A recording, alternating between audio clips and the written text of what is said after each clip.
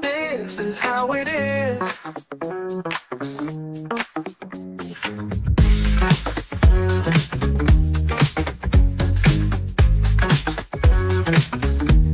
This is how it is.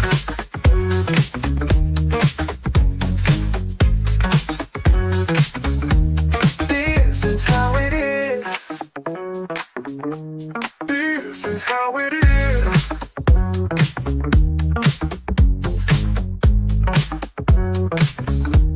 This is how it is.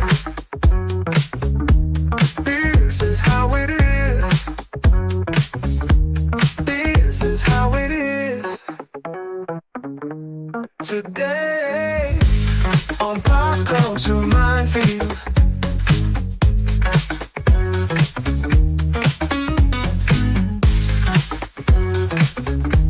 This is how it is. Today.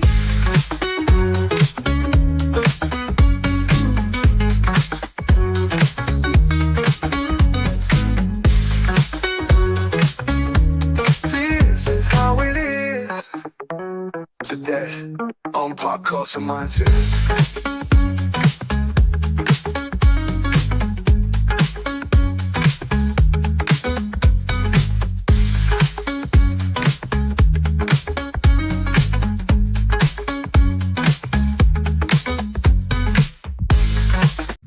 Holy shit. I just heard a symphony of buttholes clenching all at once. Watch that movie. It's a fucking blast. I've watched it twice now. I watched it along with Anima, and so it was just fucking awesome. So there we are. It's Wednesday, middle of the week, hump day. So this is the day when you really need to get in all your humping. That's why it got its name. We have deleted scenes here. What's up, buddy? Yes. Hello. Well, hello to you. As the caption says, partially underwater, but otherwise doing fine. So I guess it didn't stop raining because you're still here. Exactly. And the mistress of wine, Anima Confusa. Shut the fuck up, you asshole. And we, of course, have Martin Acosta Santana, a.k.a. You don't really grind my gears. There you go. He actually said that before the show. You know what really grinds my gears? Oh, yeah. He was shitting all over the movie, so there was a lot. But then he turns right around and says, but I really did like it. I enjoyed the film. Yeah, he's weird. No, I do. I just think that nothing is exempt from criticism. No, I agree with you. Look, I like the film too, but I had some problems with it too. Different ones than you. Like, look, we'll get into the simplest problem with the film is the science fiction aspect of it, which is where you're meant to believe that these aliens sent these devices ahead of them, buried into the ground, maybe 1,000 years ago, before man was, they said before man was on this continent, but that's a character's opinion. It's not telling you anything. It's no It's real the narrator. no It's knowledge. the narrator. Well, it's the reporter who says this, and she's the one who points out that they came down in the lightning, that these were some form of, I don't think it was teleportation. I use that, and I think that's the wrong term. They use arcs of electricity to transport on, and if they had a ship, I don't know. That's something they don't really convey.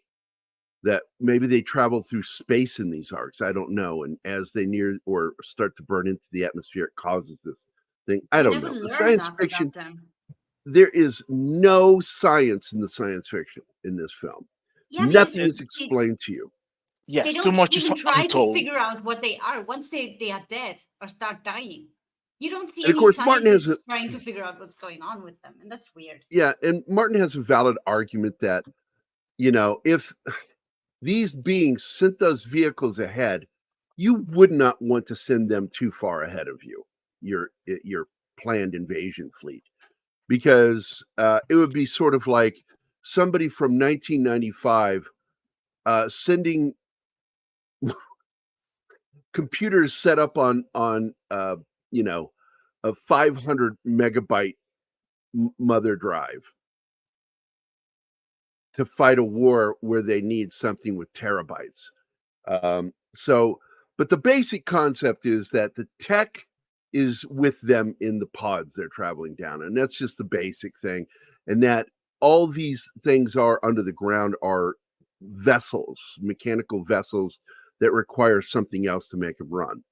But it's still kind of weird, like sending a diesel locomotive, or let's even go coal locomotive, when by the time you send your invasion fleet, they're already on diesel. It's a good argument. It's a solid argument, but the film doesn't actually explain it. So you don't actually know how or why they did what they did. And I believe that these things were probably buried 100 years ago, maybe 200 years ago.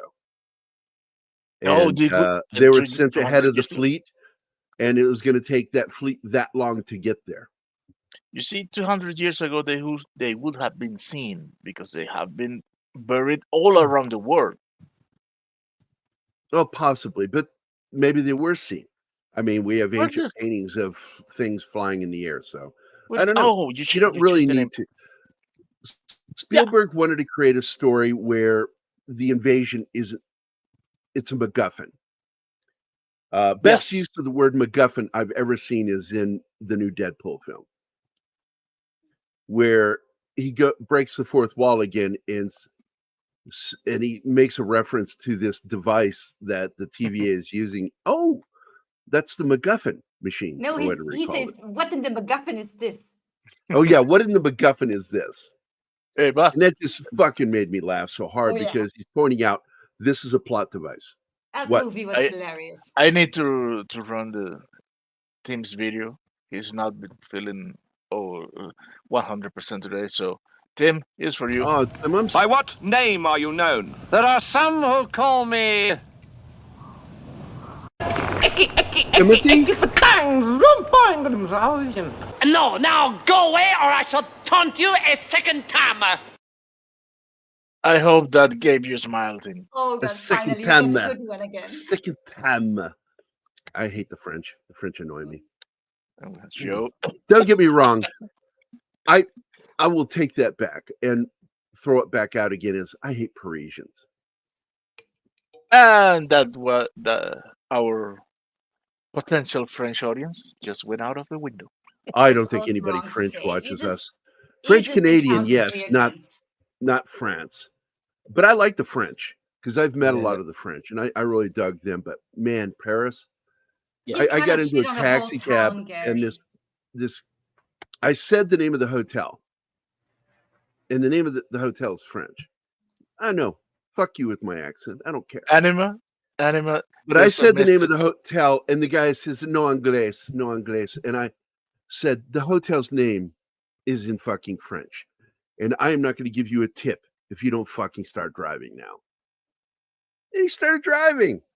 Because Parisians are assholes. They speak English. They act like they don't. They do. A pirate culture minefield? Yes, to the French Canadians that I know are watching my channel right now, I do apologize. To the Parisians, fuck off. Yeah, because I love the French Canadians. I have many friends up there that are, well, of course, Christian Delorme is just one of them. But Patrick Patron too. I've been close friends with him for 40 years, man. I love that guy. And but I don't think for a second I didn't fuck with him the first time I met him. He started talking to me, and I'm like, that accent. You're French, but it's a weird accent. He says, well, I'm from Montreal. And I went, oh, you're Canadian French. Gotcha. You're faux French. And he chuckled at that because I just called him a fake Frenchman in French. Faux. I like making cultural jokes using that culture. Like when I met Anima the first time, when she told me she was from Vienna, and I said, the Paris of Bavaria. I will never forget when I came on as a guest and I answered a question of somebody, and Gary was busy doing something, I think figuring out where I had texted them. And all of a sudden he looks up and looks straight at me and says, like, "Are you German?" And I'm like, fuck, this doesn't start well. He learned. He learned in the meantime. Austrians don't like to be called Germans. The very first thing Gary said to me was, "Are you German?" I will never forget. And I was that. tentative when I said it too. I recognized some of the accent in some of what I knew you were Germanic. Yeah. Can't That's join the obvious. panel, unfortunately, Scribes, but Dakota Fanning was an obnoxious screamer, and the aliens had as much foresight of the target environment as... No, absolutely. These things were going to be defeated, even without the microbes in water. But I don't understand. They were doomed to fail. If they're so far advanced, they can't figure out we have disease on this planet? Because apparently they've been to other planets too and conquered them. So is Earth just so specially fucked that only we have disease? Or what's going on? I don't know. Bitches didn't have clothes.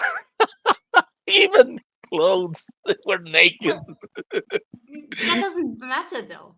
We just assume that every intelligent being needs to be clothed. That's just something humans are weird. Yeah, clothing is for protection. You don't get out of your ship to an unknown environment without clothing. They haven't needed There you it go. before. And That's clearly they something don't know how to general rubbers. I mean, that's protection.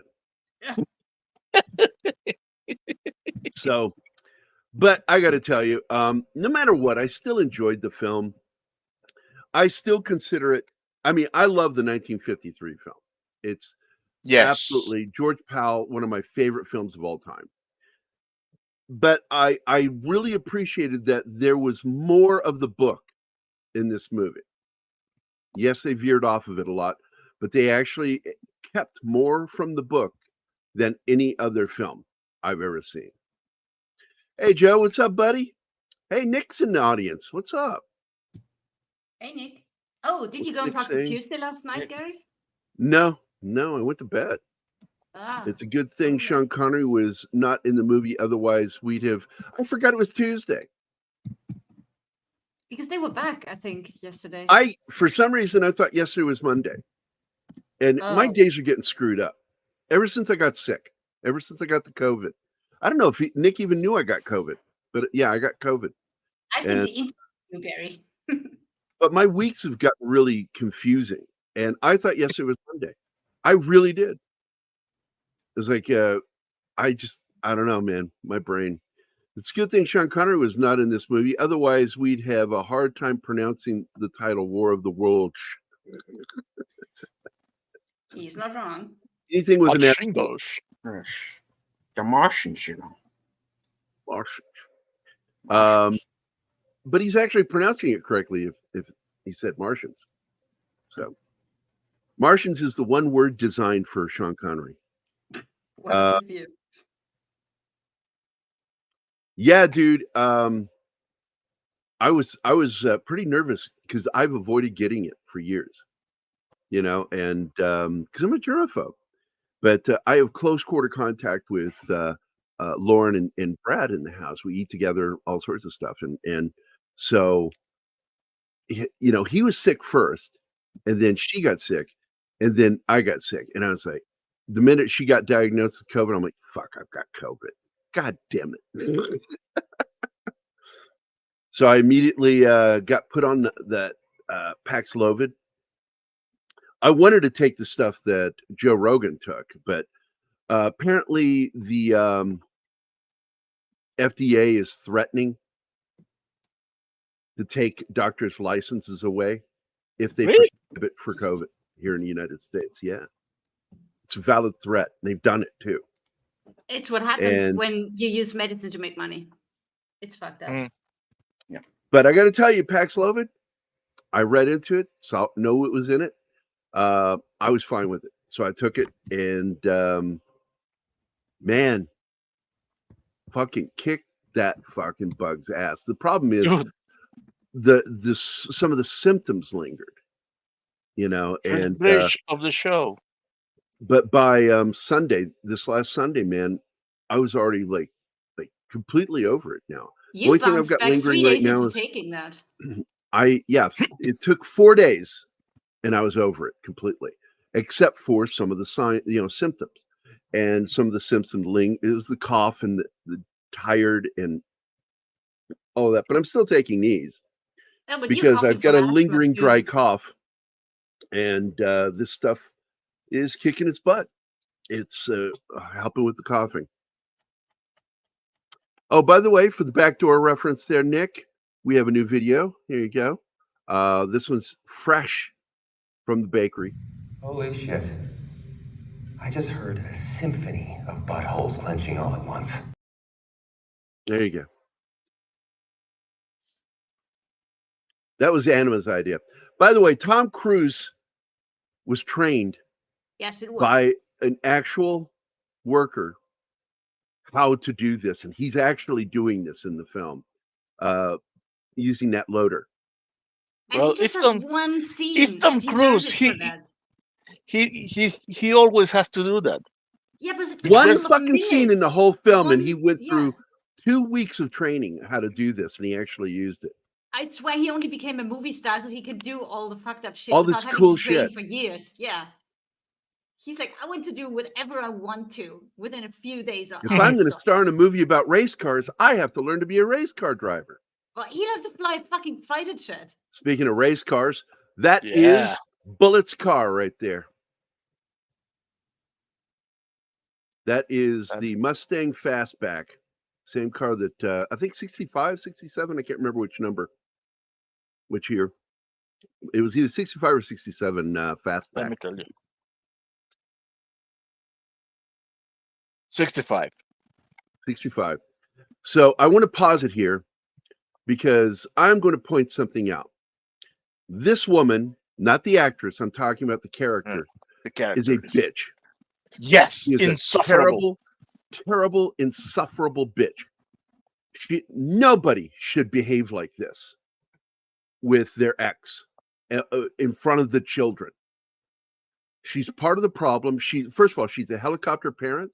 2, she is criticizing and saying things right in front of the kids about the dad. And then she barges into his fucking home. I would have put a stiff arm out. I said, you can stay right here. We're good right here. Talking in the doorway. I wouldn't have let her in the house. And of course, this new fucking husband, stepdad, is a simp. You can tell when when that moment arrives where he says, I'll go right out in the car. It's like, what a wuss. Cruz's character does stand up to a certain point. And I think that's probably why they got divorced.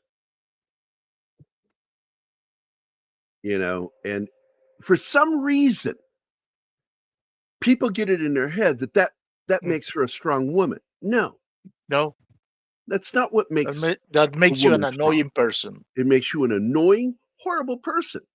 Because technically, in Missouri, if she got caught doing that, she'd go to jail for it.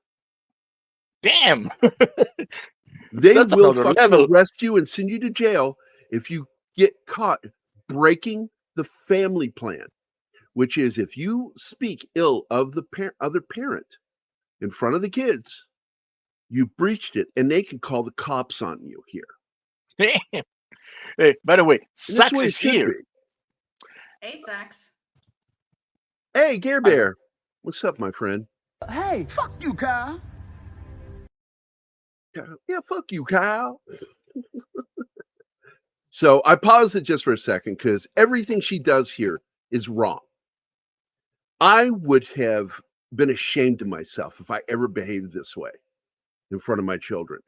My daughter never knew how I felt about her mother, ever, until she was pretty much a young adult.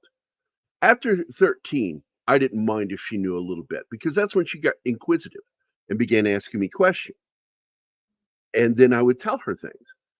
I would not paint them in a bad way.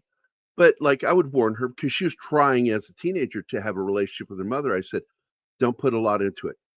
Don't put a lot of yourself into that because you're going to get hurt. Because she can't help it, she'll let you down. It's just a deficit in her character. You still let her try, and that's important. Remember for 5 months. Yeah. My favorite War of the Worlds is the fifth. Anybody who's ever listened to that loves that broadcast. And you can find it and listen to it. It's available. The broadcast that kill a lot of people. What? People thought it was real. And he tried to play it later like they didn't mean it to happen, but no, they meant that to happen. And Orson Welles should have been brought up on charges for what they did. Here she is again, criticizing him right in front of the kids, telling him how to do his job as a dad. Now, agreed, this character is what you would refer to as, I wouldn't call him an absentee father. I would say that he's kind of not all there father. He's really into what he's doing. He's trying to make something of his life with his business, his job. Make money to pay her, because that's what a lot of women think parenting is for men, is making sure they pay the bill. And I remember one time saying to child support division regarding my ex-wife not paying her child support, I said, really? Money, I don't want her money. I said it would be nice if she could become a parent, a good parent, because a child needs the love more than the money. Now, you get a lot of backstory during the film through the broadcast going on. Like right now, you hear these weird. Ukraine is the first place in the film, by the way, that gets hit. Yeah. Oddly, Well, right? Poland too, right? They're Fake next. news. Poland is next. Ukraine is the first one mentioned in the movie. Seismic That's also activity. because Americans think that the east of Europe is a shitty place to begin with. Isn't it? Like Mexico is always. I'm just teasing. I'm just I'm teasing. just saying a No, lot of no. it is third world material. So Listen, I like this scene between the father and son because the dad is the whatever. one that sizzles first, throws him a fastball that hurts his hand, and it pisses the son off. But the son he's got a beef with his dad. And I think, really what it is, and I think this should have been explored in the film. I don't think he likes the way his dad takes his mother's bullshit. That if he stood up to his mother a little more, that I think The the kid family- would respect him more. Kids have a tendency of respecting dads that stand their ground. But I like that one right there. He sizzles another one at him, and he just slowly turns and lets it go right through the fucking window.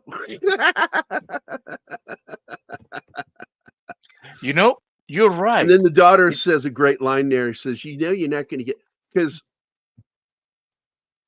I hate it when the kids parent the parents. Okay. He should be smarter than that. But she does parent him there. She's like, you're not going to get through him by doing that. But it's true. It's not false. It's true. The problem is this kid's trying to become an adult, is what it is. His son is trying to become an adult. I went through this shit with my daughter in particular. She's the one who became rebellious. My boys were fucking idiots. Even though they're brilliant, they weren't like that.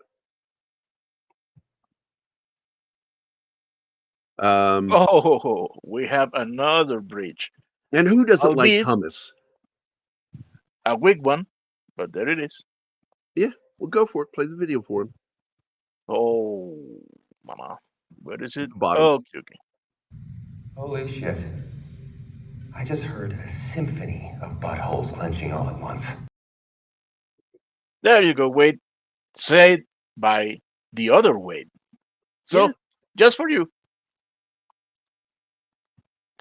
Ariel! What's Hello. your favorite line of that film, guys? The new Deadpool. I have a favorite line. Go ahead. Everyone has a Pete. Okay. Or Peter, I'm sorry. Everyone has a Peter. And then he turns around and says, "There you go, love on my Peter." Just like, what did you just say?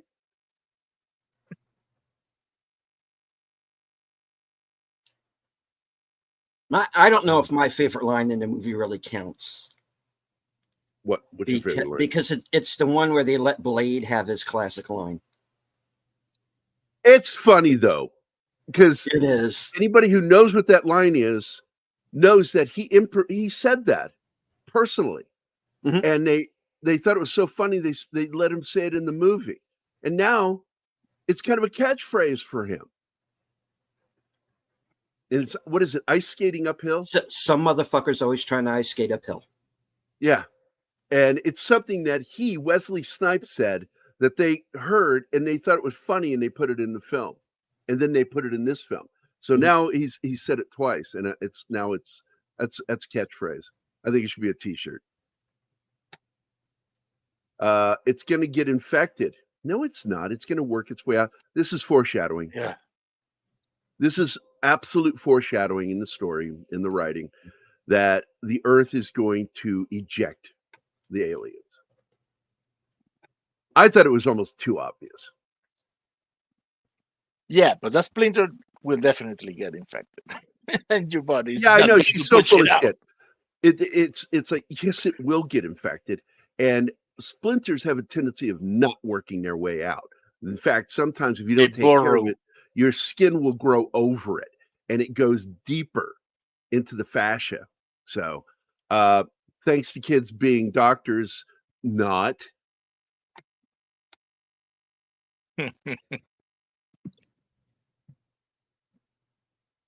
What's this? Gary jokes were funny. Oh, yeah. I hung out with him for a few But minutes. last night, and Patron. only last night. I hung out with him for a few minutes because he wanted to know about my work with the working with the guys that made I forgot the video game, Xbox video game, Alan Wake.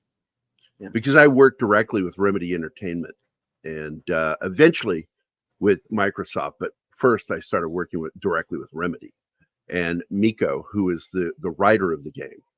And we're still friends to this day, Miko and I. We're very politically divergent. I oppose. But we get along. And he probably wrote one of the funniest things about me for the introduction to Iron Sky. That he wrote a little thing in there. And in the middle of this thing, he's talking about the thing, he mentions me and how I got involved with Iron Sky. Because I just walked in and said, you need to do a comic book to sell this movie. And if anybody's going to draw, it's me. I'm the guy that should be drawing your comic book about World War II characters. And they hired me on the spot. But yeah, we just talked about Alan Wake. I like Alan Wake. I think it's one of the best horror games I've ever played. I love the visuals in this. You know, it's like, and this is the weird part. He points it out that the wind is going towards the storm. Because it's not a storm. It's something else. There's an incursion happening. And it's clearly not lightning, because lightning doesn't sound like this. But he's trying to be cool about it. He's trying to laugh. Yes, but he's fucking freaking out. And there is no thunder, so neither no thunder thunder. nor lightning. There is no sound except for the weird zaps. No animal sounds, no wind sound, oh, nothing. It's so eerie, and the light is all wrong. The light is all off. Like something is in front of the sun.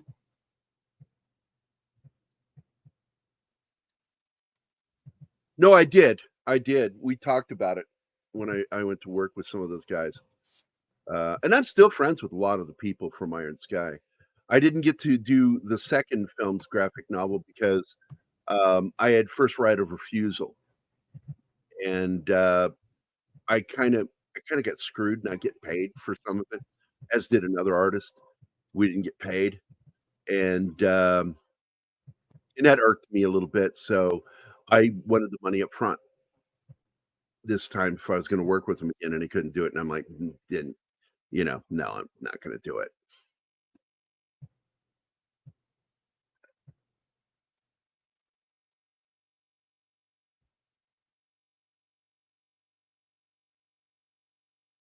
I like his kitchen, actually. I like those kinds of houses.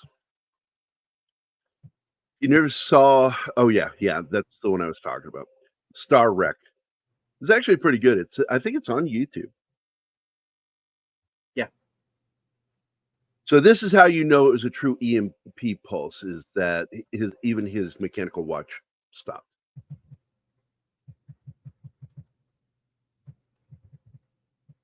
Now, a wind-up watch wouldn't have been affected, but anything with a battery in it would be killed. And that's why the first thing I said, every time I see this scene when he goes up there, the solenoid. Any car with a solenoid is dead. You need a car without one. Older cars in particular would have done well. Yeah, my oldest sister, one of her just fucking ridiculous statements is, "We weren't latchkey children. We were abandoned children, neglected." And I went, "Look, we were neglected in some ways, but no, when both your parents are fucking working, the older kids were the ones held responsible, and you became latchkey kids. You stayed home, stay inside, play in the backyard." This guy's a good actor, by the way, that plays the mechanic.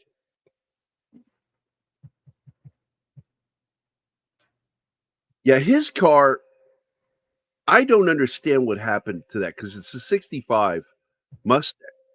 So I don't think, is there a solenoid in a 65?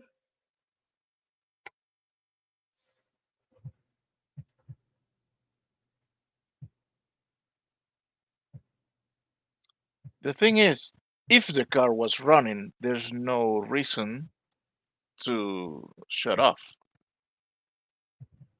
Not a 65 Mustang. Once The it starter once it's solenoid running, is, it says it has a solenoid. What is that? I'm over on O'Reilly Auto Parts. So, my guess is it's not the original starter. It's I don't- probably a modern starter. but I don't remember what the kid says to him specifically. But if the car is running, the car shouldn't shut down. Not that car. Yeah, if it's mechanical and not electrical, absolutely. But an EMP may even affect spark plugs. I don't know. The electrical part of it. I don't know. No. But if it's just, it just seems like the firing of the cylinders shouldn't be affected by an EMP. No, The it only shouldn't. thing that should be affected is anything that is The got ignition. electrical, like an electrical motor, things like that would stop. See, Anything battery operated. stop running. Yeah, see, that doesn't make sense. It doesn't make sense. That doesn't make sense. You're right. This, by the way, so much of this was practical. There was CG involved, but sometimes it was a blending of CG with what they actually built the front of that church on a platform and Just then to blended break it with the street so they could turn the entire street. And there it splits. You see the split, and then part of it rotates. And I was like, holy shit. And of course, it's Tom Cruise, so you got to have him running. He's got to run. I love Family Guy's answer to that. Like, why does Tom Cruise run in every movie? You can't catch me, gay feelings. Family Guy.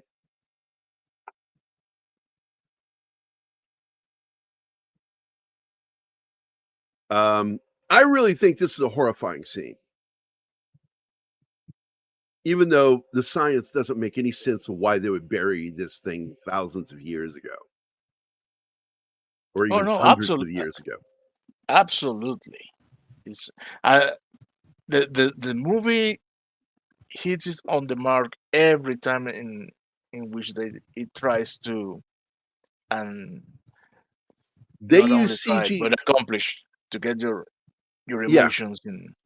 Yeah, and Spielberg's really good at that. CGI was basically used for a mixture of cleanup and for the blending of the tripods, and I like that they kept them tripods from the book. Yep. They kept the almost squid-like look of these creatures from the book.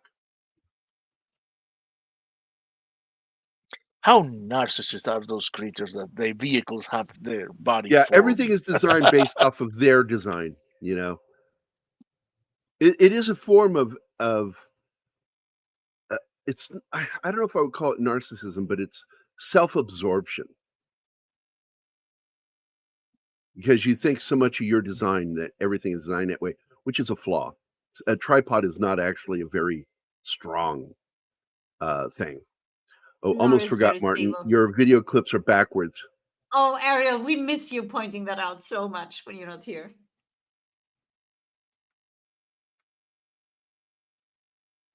Right, Ariel, right. If they were able to get the Because vehicle here, they should have invaded earlier. they didn't need to. They still had their planet. They just needed to invade after they fucked up their own planet. If that was Yes, the they did subplot. it. If we don't know what the real subplot That's is. what in I this. think. That's what I make of it. They Originally, destroyed they were their from own planet. Mars. They need a new one. This is a cool effect right here. This was a cool effect. I thought it was very effective. When he's running and these people are exploding into powder and end up all over him, is absolutely a reminder of 9/11.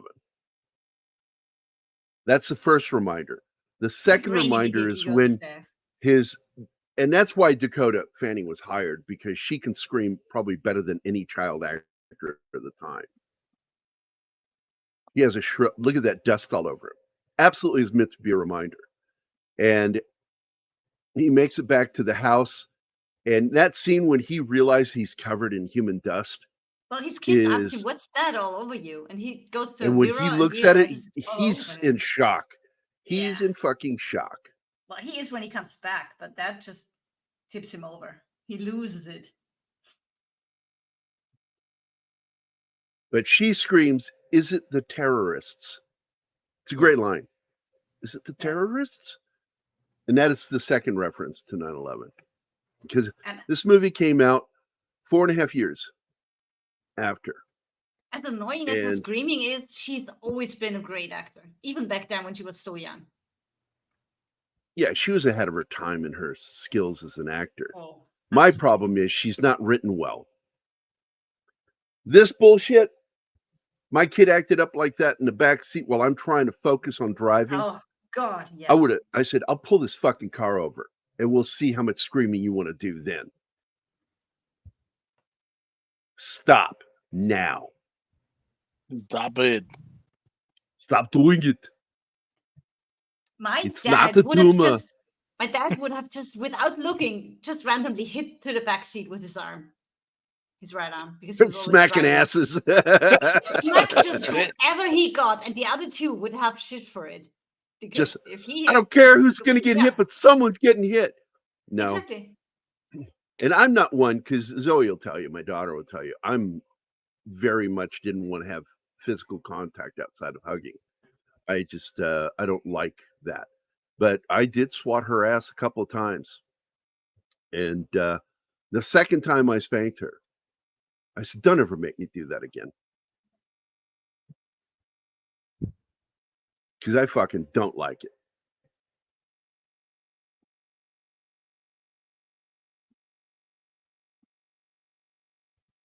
No, that's the problem, is he can't pull over. And by the way, I really loved, this is again a blending of CG and real world stuff, where they're blending from vehicles driving to going around, and there's a CG blend to them inside the vehicle and cut to shooting them inside. That This was moment is brilliant. very emotional for me. Get in the car, Manny. Manny, get in the car. You're going to die. And of course, she is terrified, but in real life, most kids would be really fucking quiet right now. That's what most kids do when they're terrified. And they begin to just silently sob. They don't start screaming at the top of their lungs.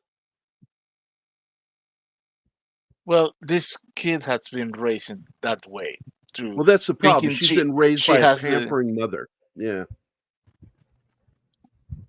It's like you can tell with a kid like that, there are probably photos of her all over the house, which fills a for sure. child with a bizarre sense of self Both of them. importance.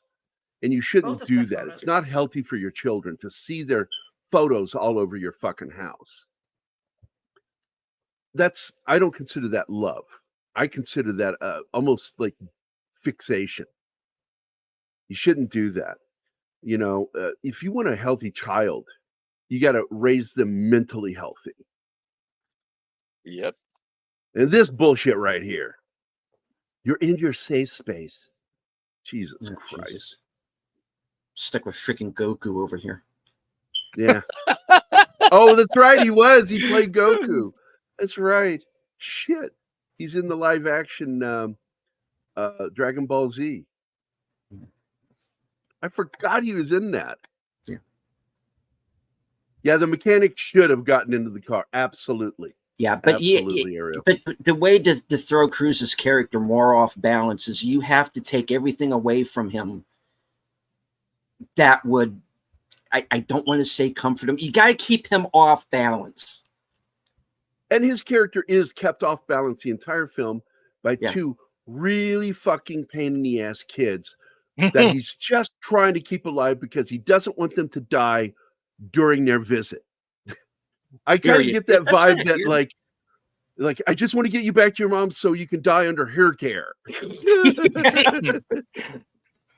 No. I wouldn't say it's so you can die. I would say so if you are going to die, do it on her watch.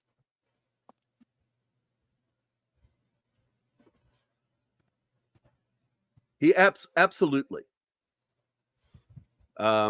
That's the other thing, we don't see much of in this is him correcting his children.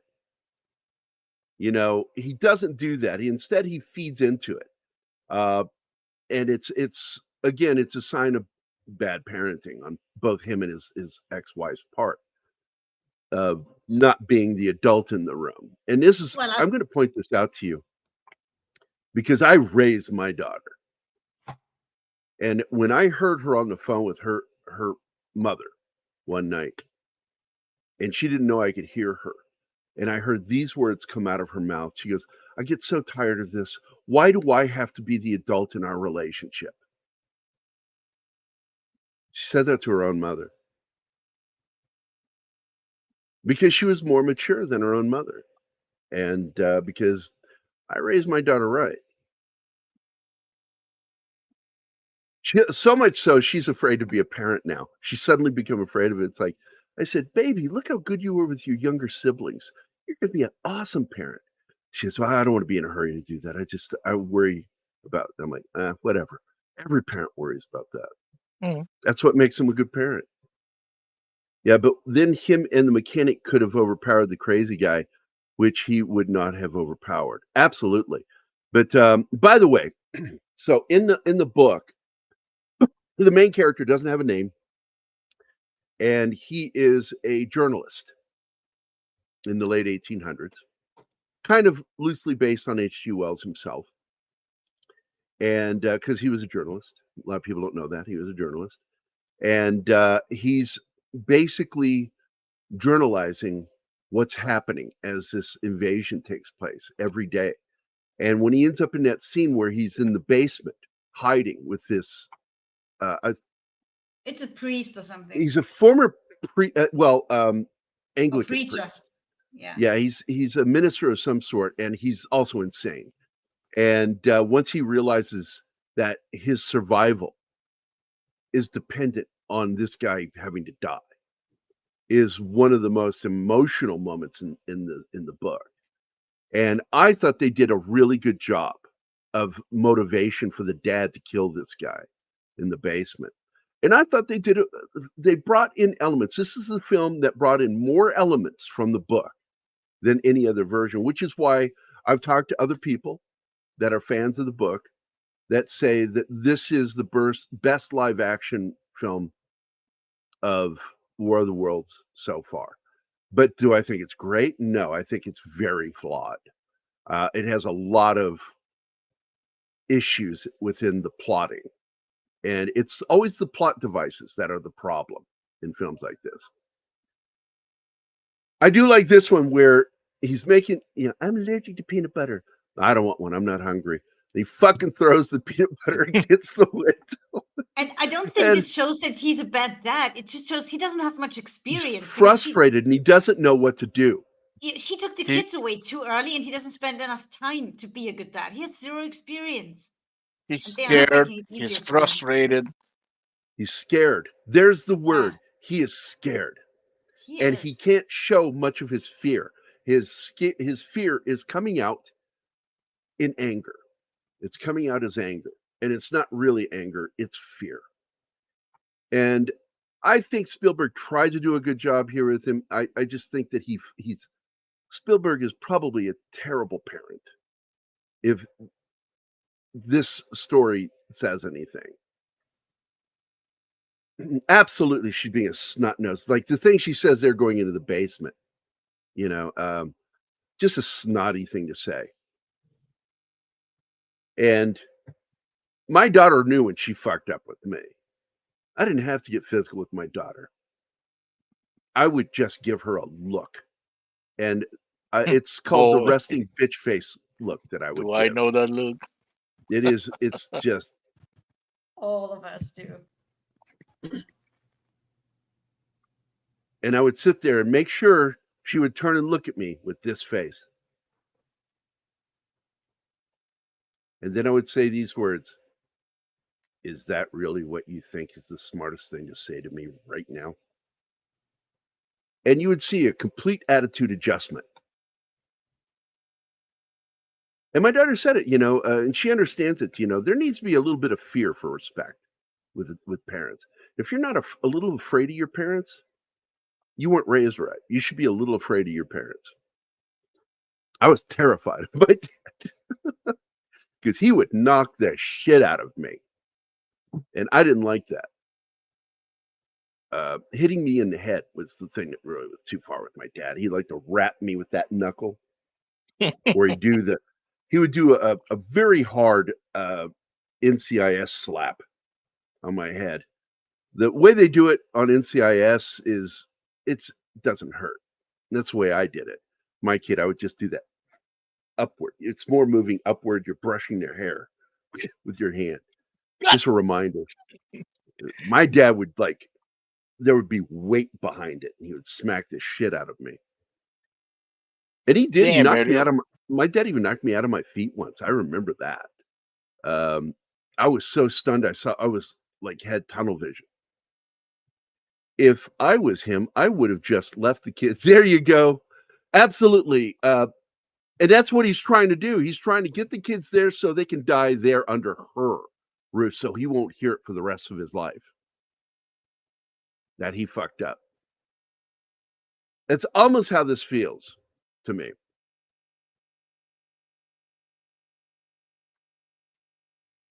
Yeah, I was afraid of my Arizona grandmother. We called her the Wicked Witch of the West. Oh my God.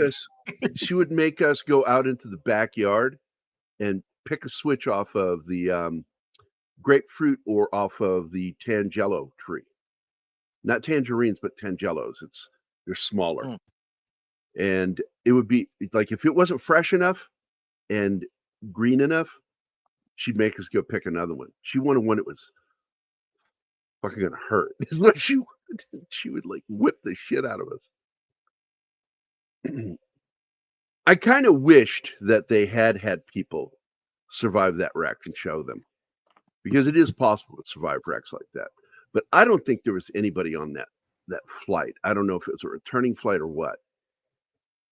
No, there's clothes hanging. Is there clothes in it? Seats? Yeah.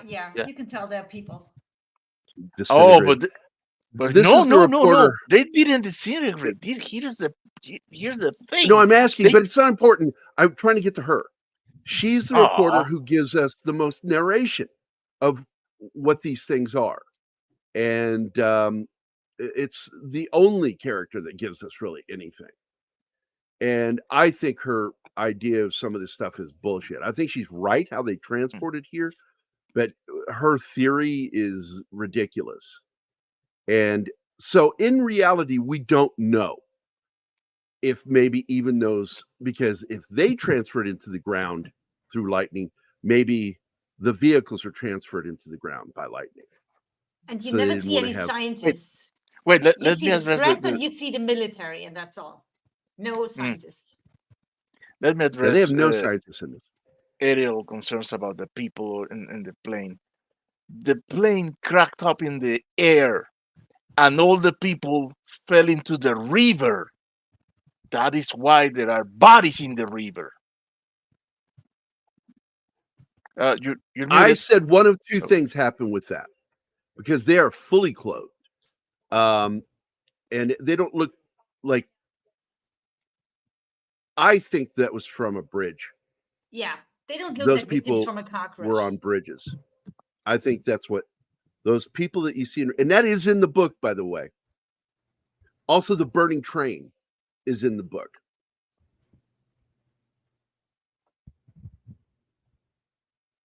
Oh, the burning God, train. it's been years. I was in high school when I read that book. The burning train looked awesome. That scene was Yeah, and it was an English coal train, steam train. But I think she's full of shit.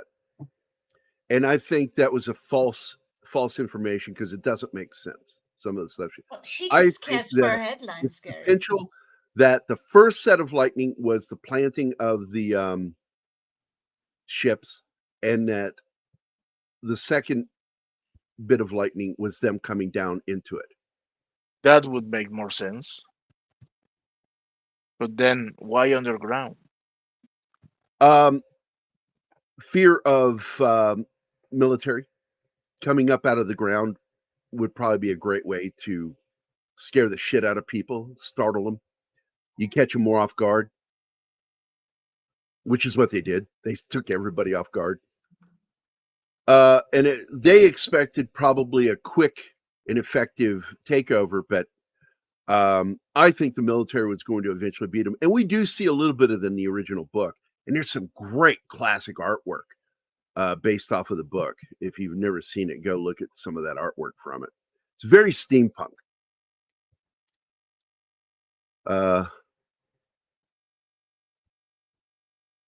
She says that, but what the fuck does she know? Yeah, those are I think conjecture. it's a terrible theory, It's a story because she's making up. immediately it's like, why the fuck would they send the ships down thousands of years ago and then just show up now? And Martin's argument is actually probably one of the better arguments, which is sending down an old Apple computer and sending down the tech for a modern Apple computer. It's just, how the fuck is that supposed to work? I like this scene. Yeah, and Because and besides, this reminds me of Zoe when we would go out into the woods, and I'm like, just go to the other side of the tree. I can't see you, but you're still within earshot of me. And she was all in panic. I don't want anybody to see my body parts when I pee. Oh my fucking God. Nobody cares here. I'm the only person. And then the bodies show up. And this is right out of the book.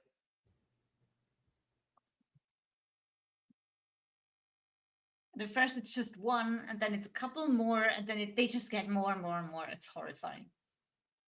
That's a really good fucking question right there. If the lightning caused EMP pulses, no digital cameras would work.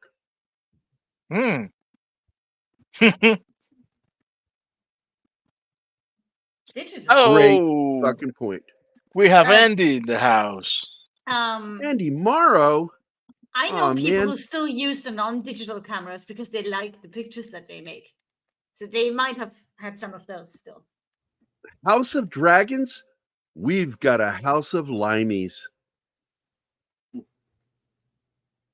Look at that face Tom makes with him. I fucking love his reaction. And that's his Logan jacket. It looks very similar to the jacket that Logan wore. The son, just this kid. And this is another echo. This is the third, I think, echo of 9/11. I just want to fight. I just want to fight. And he's too Let me young go. to be able to decide that. I need to Yes, see.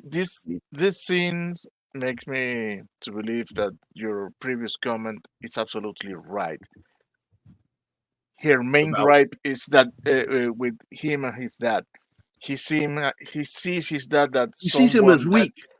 yes, that is not willing to fight back. Yeah.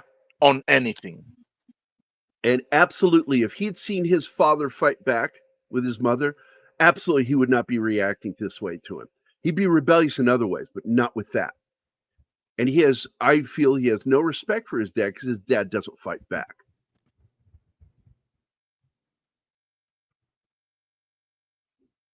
Yeah. Well, That it's kind of like the cameras couldn't have worked after an EMP. Well, and his sister actually yells at, "Don't leave me." And he absolutely is. He is, and until 9/11, Pearl Harbor, those are events that have impacts on young men in particular. And it makes them, the sinking of the Bismarck had that impact too. All of a sudden you had lines of Americans signing up in the military. We weren't even in the war yet. And we had Debo. But he just wanted to jump on the couch.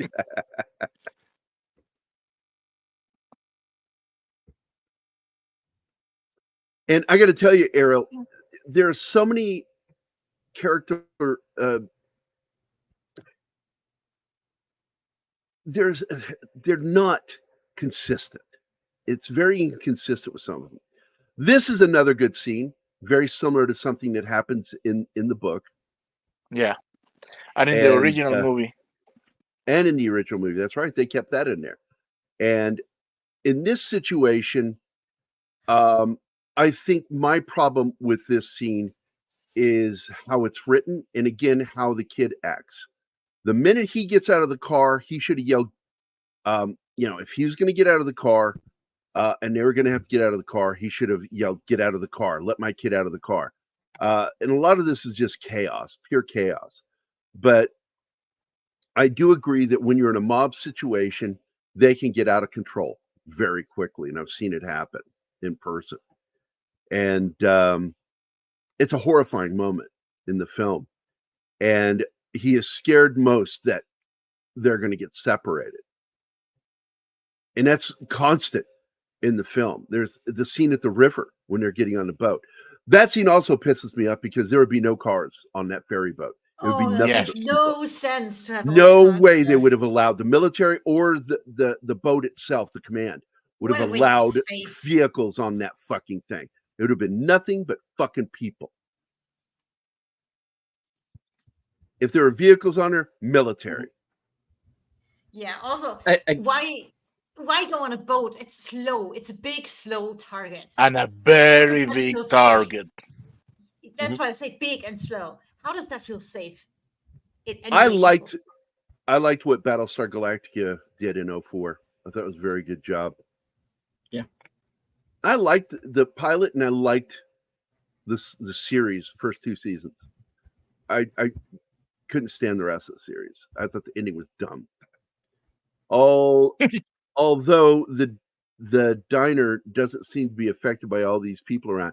Yeah, nobody's scavenging for food. This Yeah, doesn't make that's- sense either.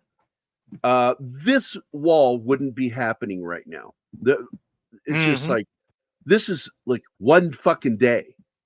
Yeah. That wall would be up when a week has gone by. After the aliens have died. This is all still This is taking the place in the aftermath. first fucking day. This is the first night of this shit, and that wall makes zero sense. This is another reference to 9/11. Welcome, Big There Al. are so many references to 9/11 in this film. And oddly, nobody had a problem with that. But they put out Cloverfield a couple of years later, and then all of a sudden people had a problem with it. Critics had a problem with This was meant to look like 9/11. It's like, well, so are other things. What the fuck are you talking about? Battlestar Galactica in 04 absolutely touched on those points. This movie touched on it like quite often. So I just thought the critics of Cloverfield were just fucking stupid. Well, how else are they gonna get the other side of the huge ass river?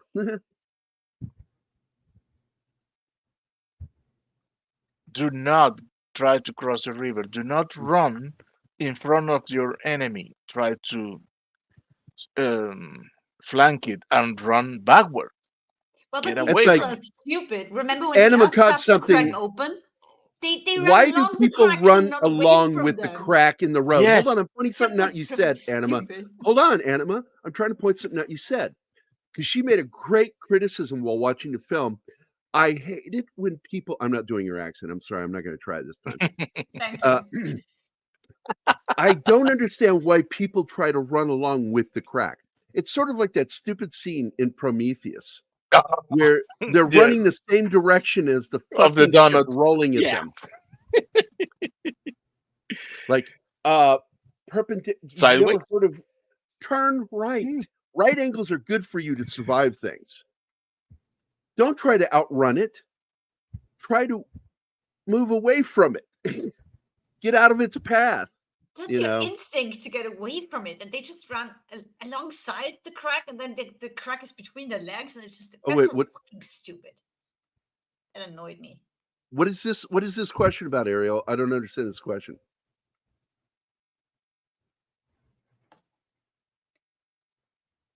What is this question about? Anybody know what this question is about? Anybody on Nope. the I panel know? don't. I Okay. have Confused no me idea. too. I agree with you. I like the movie Cloverfield. I liked it. Yeah, so do I. I thought it was a very good story, good characters. I mean, come on, Heath. Fuck, man. He was my favorite part of the film. I got a little sad, a little weepy when he died. When what's her name blew up, that was fucking awesome. The idea that there's so much inflammation in the body from these giant sea fleas that the body couldn't handle the swelling. Yeah, I mean, my problem is, well, the three problems there are. First one, I don't like found footage movies. I don't like shaky cam, and I don't like not showing me the monster. So Oh, we saw the That- fucking monster. What are you talking at about? the end, for like 3 seconds, No, you saw More more, than of him than that. I don't know. think someone's being a Polly Pissy Pant right now. It's what I no, think. We're going to I call you think- Polly Pissy Pants. whatever, Look. Reaper. It's not a perfect film, but it's a low budget independent film. It was not shot with a big budget. And I don't have a problem with the found footage film if it's done correctly. And now, first of all, you don't even know if it's found footage. Yeah, the film Um, is found footage. It was captured footage. We don't know if they're dead. We assume they're dead. We don't know. So this scene right here, first you see the seagulls. And birds are a sign of death in literature and in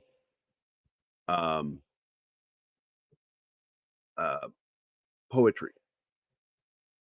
They're a classic sign of death. And to see he constantly uses birds in this film. And I liked it because the second time you see a major flock of birds, it tells you something else. And Anima didn't even catch it. I said, let's go back, look at this. I said, what you're not noticing is what he's yelling, and you can't hear what he's yelling. He's saying no shields because the birds are on the ship itself. And a lot of people miss that. And I think that was a mistake in Spielberg's part by having too much noise when he's yelling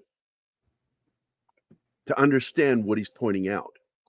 But when that thing came up over that hill, man, I got fucking goosebumps. And I love that they kept the low foghorn sound that they make because that's in the book too. The bellowing. of these I'm things. telling you, man. In theaters, many people got clenched every time that foghorn sounded. Now, again, there would be no cars on these boats. They would have done what they do here. They would have cut it off, said, sorry, folks, that's it, and closed the gate. They wouldn't have, like, no long drawn out moment. They would have just shut the gates and start moving away from the pier. And the scary part of it is they're so fucking scared, the crew of this boat, they didn't even wait to untether the boat. The thing is scary. There is no gate on a boat like that. That's a car ferry. That means the whole back part is the ramp where the cars go on. So if you close it, it goes up slowly. So people do have time to jump on that. That was 100% realistic. And they do show that. They show people jumping on it. Yeah. Now There's that no fast my way of problem with closing this the scene door. right here, this shot right here, the lights look fake. That was the only thing that bugged me in that shot. The big floodlights. And I know he changed it here. There are 5 of us because he knows her. And this is one of those sad moments you see in the book too, when he sees somebody and he gets separated from him. And he knows that they're going to die.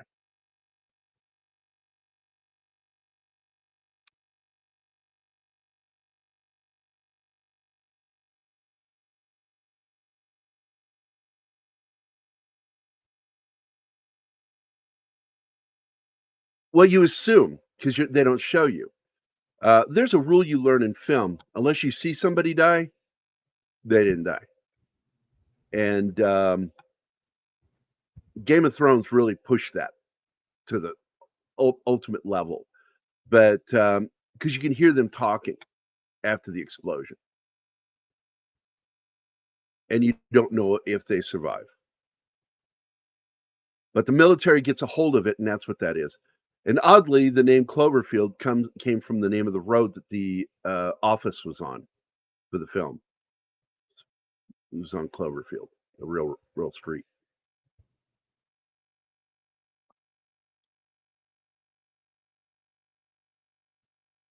What didn't show the monster? Martin hated Jaws because it didn't show the monster. Yeah. The circumstances are different. They'd absolutely show you the monster, and you see it from their You see perspective. the barrels. You see the product of his action. You see the shark harassing the people. You see the shark attacking the boat. But when you have a Godzilla-sized monster destroying the city, show it. They didn't. Now I'm going to point out again. Earlier, you saw the bodies floating in the water. This is why I wouldn't have gotten on a boat that size. I wouldn't have gotten on there. I would have either tried to swim across or find a dinghy to take across, or a John boat. Even Musger. Being in a mass group like this, lit up like that, was asking for this to happen. Yep. And something akin to this does happen in the book too.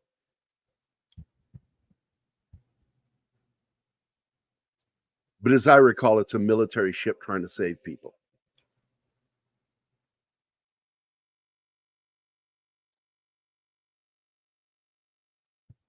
They weren't in the cave; they were under a bridge. They were in Central Park. I'm not sure which part of Central Park. Might have been west.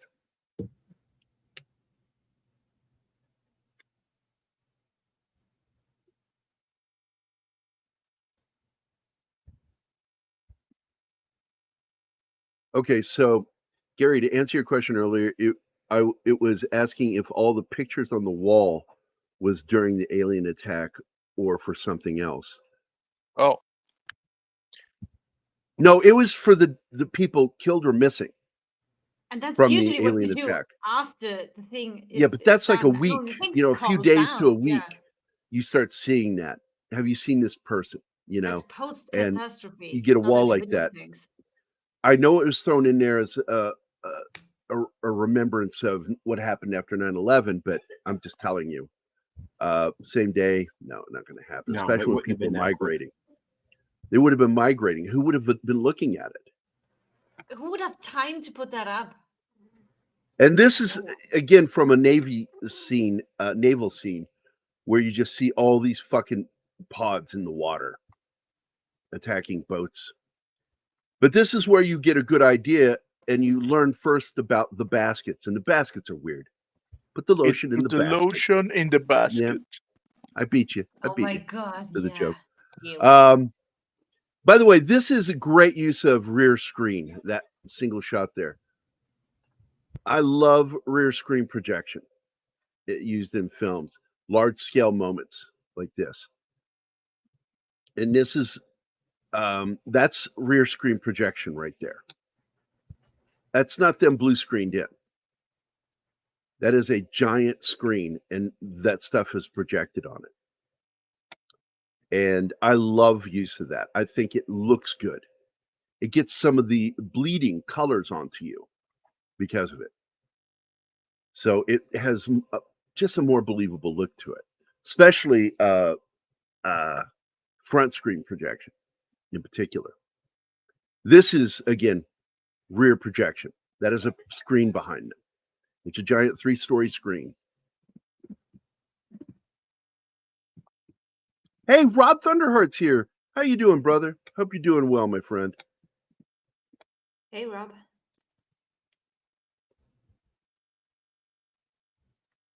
And Vinkman's girl's here too, by the way.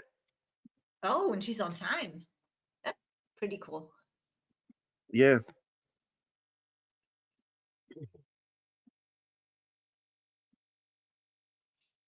And this is it. After all that they've just gone through, the son has had his fucking fill. He wants.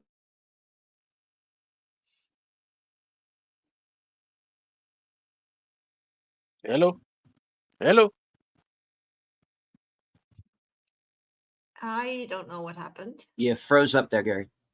Oh, but we're still He here. does it to shit with people sometimes, so you never know whether it's real or not with him, unless he jumps out and back in. No, I think he's having connection issues. For a moment, I thought that I was the one having the connection issues, and I was thinking, "Oh my God, the slideshow!" No, it's still there. We're good. Yeah, I'm gonna pause it until he returns, and maybe he's gonna ask me to backtrack a little bit. Well, we must carry on with the show. Well, he was about to say that the son has had it and he wants to go be a hero now and fight. And I didn't like that because he's not even old enough to drive. So he's like 15 or something. Yeah, but And they tell just that let him go. They just let him go. None of the military do anything. His dad doesn't do anything, and that's bullshit. He's a kid. No. Wait. No. Yeah, Wait. The dad didn't say, "Oh, you go." He has to let go of him to go get the girl because the girl is getting away with the strangers. Yeah, but no, the just daughter don't do is telling these anything. people, and they're not fucking listening. That's my Yeah. dad right there. And they look over at him. They see him. Mm-hmm. And then they still continue to do their thing. I would have come up, got my daughter, and I would have pushed them. Like, what the fuck is wrong with you? Yeah. Well, the thing is, he had to let go of the son to rescue the daughter. Because these people were trying to kidnap his fucking kid. Oh, they're just trying to. No, they weren't listening at all to what was being said to them. Because they were being told, my dad is right there. My dad's trying to help my son or deal with my brother. My brother. You know? Yeah, but nobody fucking listens. And it's just, I hate fucking characters like that. Either it's bad writing or bad characterization. No, man. Because again, the daughter's sort of a pain in the ass. She should have yanked away from him. Yeah, all of a sudden she's all compliant. Yeah, that was stupid. And the son just goes with the soldiers, and there's a big bang, an explosion, and you're like, okay, he's gone. And at the end of the movie, he's there, not even hurt, and you don't know how or why. And I didn't like that. That was so Deus Ex Machina. Oh, absolutely. Look, hold on. I need to address something here. Ariel pointed something really important out. Okay, first of all, he is old enough to go in the military. He is. He's not. 17. He's not because he's not. Stop it. Scary. I know what I'm talking about. He doesn't have a driver's license. Oh my fucking God. To drive. I served with 17-year-olds, Anima. They just aren't allowed to be deployed until they turn 18. You can be 17 in the U.S. military. You can still be in high school and join the military. You're just not allowed to be permanent party or deploy until you're 18. I know what I'm talking about when that. And so again, let me finish what I was saying.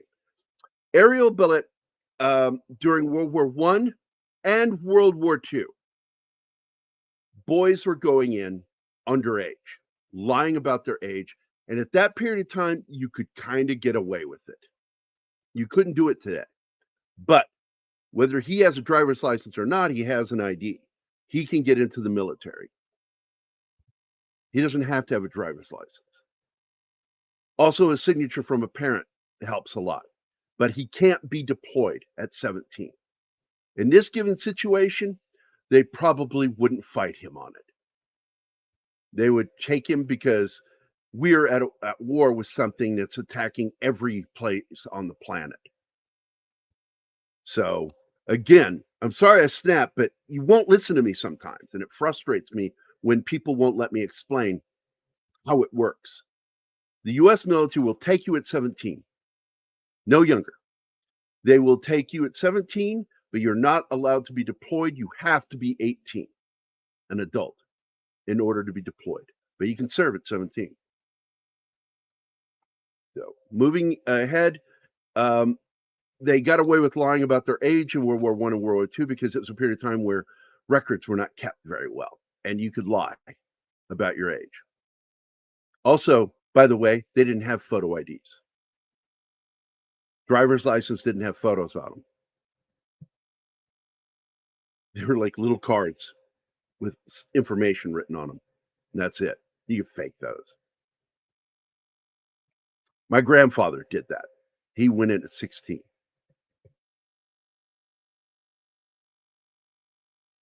We don't know. It happened on the other side of the hill. No, we know. He was wearing armor, plot armor. Yeah. Plot armor. Yeah. Yeah. My late father-in-law used to tell about kids doing that. Yeah, they did it all the time. Audie Murphy is one of them. Mm-hmm. The most decorated soldier in the history of the U.S. military. Fucking went in at 15. And of course, this is your classic Hollywood explosions with the big flames, unlike real explosions.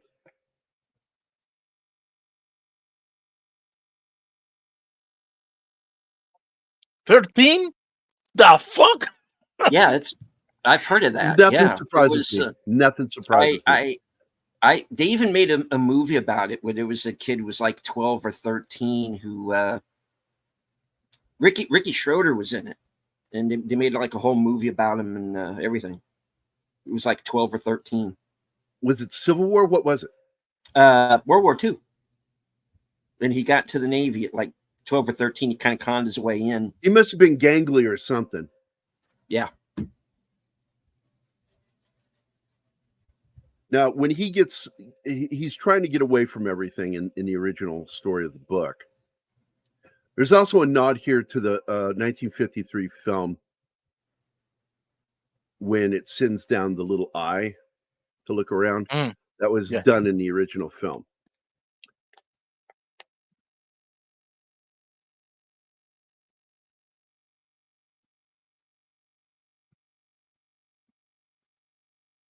Yeah, if they find out, they will kick you the fuck out. And so often, eventually, those guys get caught. They slip up somewhere.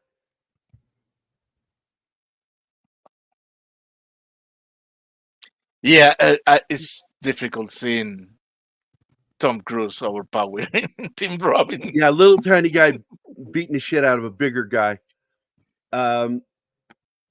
He uses a shovel. As I recall in the book. Yeah, you don't see it, but there's the shovel, and Tim Robbins has a knife, so there were weaponry. So let me get this right. You brought a shovel to a gunfight.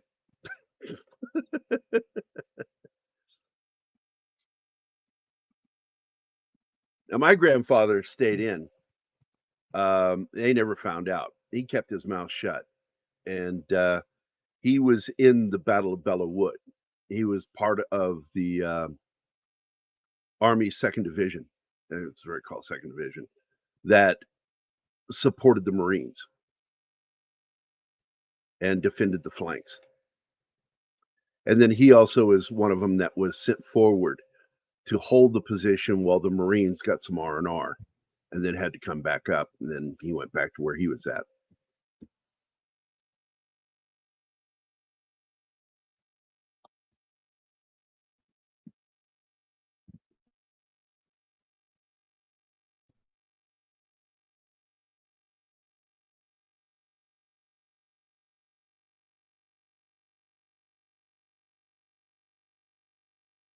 There. Abdulio is here, $10.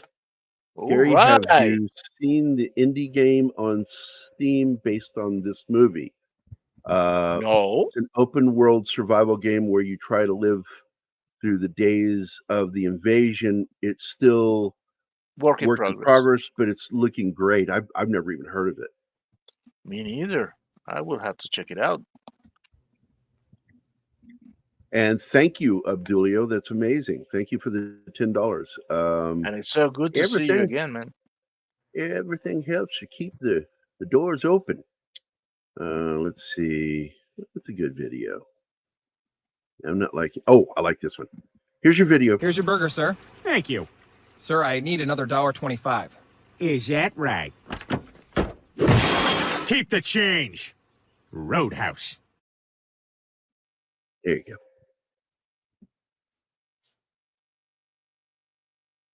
Was it Roadhouse? Allegedly. Allegedly.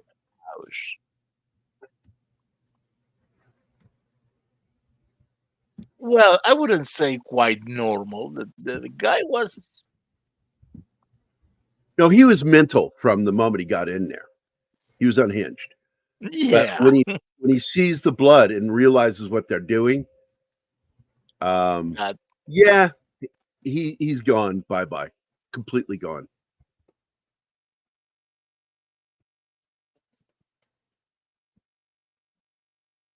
I don't think he was okay. I think he was already a few beans short of a burrito. Sure of a burrito. I don't know why I found that so funny. That was something a buddy of mine said to me ages ago back in Virginia when I was in my 20s, right before I went in the Army. And he goes, it's one dish short of a platter, few beans short of a burrito, was what he said.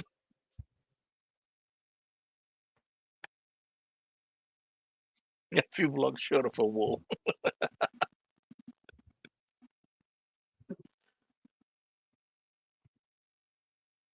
Which I wouldn't even know what that fucking means. I'm like, he's like 2 blocks away or what? What? That's British. So I would, here in America, we'd say 2 bricks away or 2 center blocks away. And say that in America, we go like, how far was he from the wall? I don't get that.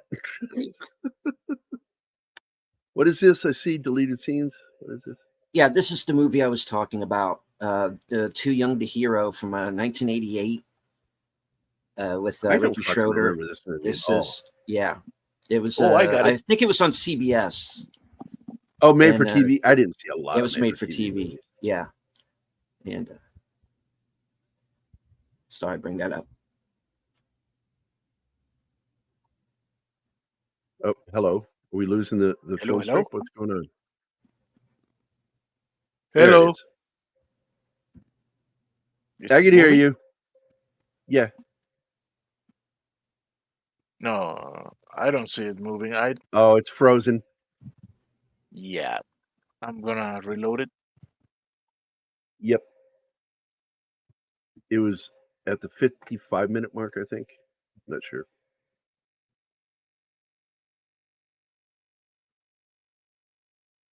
Yeah, I'm having connection problems. Oh, I got a weird message. Your device is having trouble sharing your video. Really? I hadn't noticed.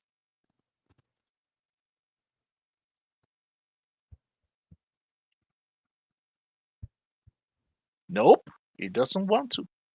Is it your Xbox? Maybe it's your Xbox. Have you tried plugging it in and unplugging it? Yeah, hasn't been the Have you best tried to technical power off week. and power back on again? Okay, Have you apparently it is working now. have you tried refreshing your browser? Jesus Christ. Have you tried turning it off and on? While we're talking, where are you from? I am from the Lower East Side. Yeah. My name is Todd. Thank you for calling. Thank you. Come If again. your name is Todd, my name is VJ. Yeah.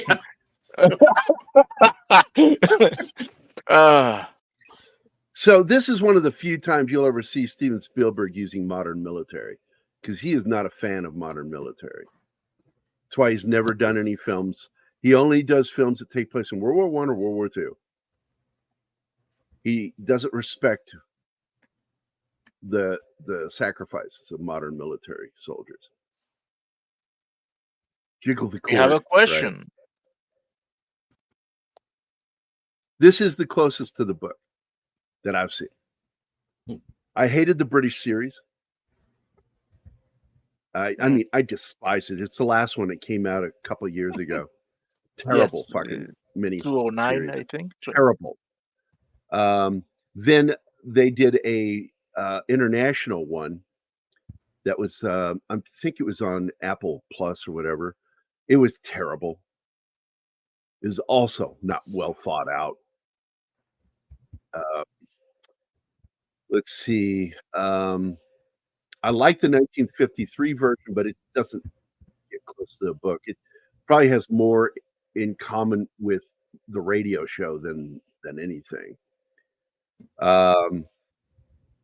This is the closest I've seen so far, and it's still way the fuck off.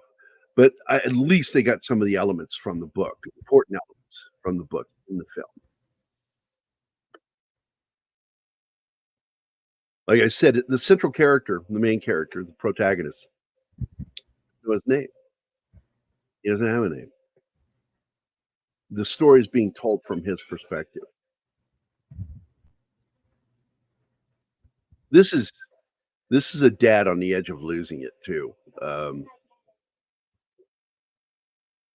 It's like second by second survival, not knowing what's gonna happen next. There's no calming of the storm, nothing. And now more shit's about to happen.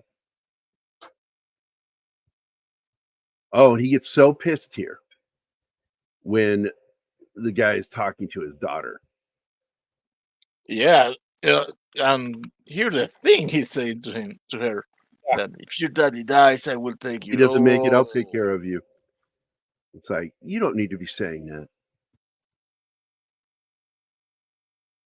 The kid is scared enough for you to tell her that.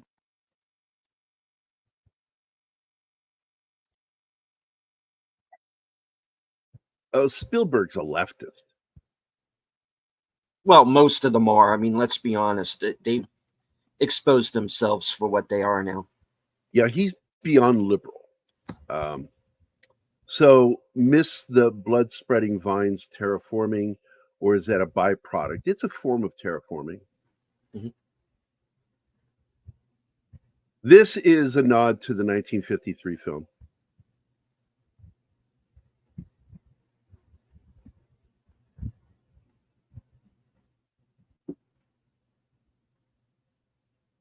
What shocks me here with the way she was written, that she manages to stay calm in this scene.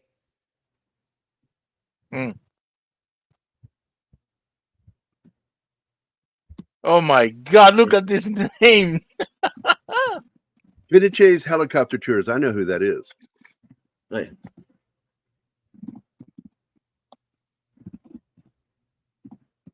Okay, this is gonna take me some time to write down.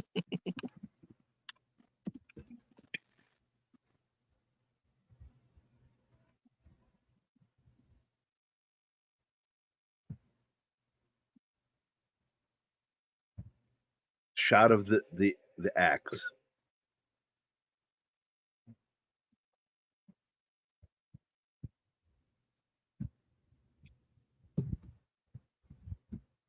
Hmm.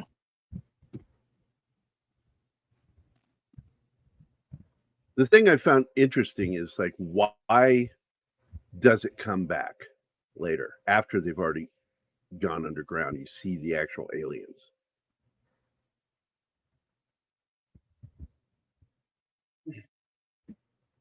I consider that again Deus Ex Machina. Why would it go back down into this basement that they've already investigated?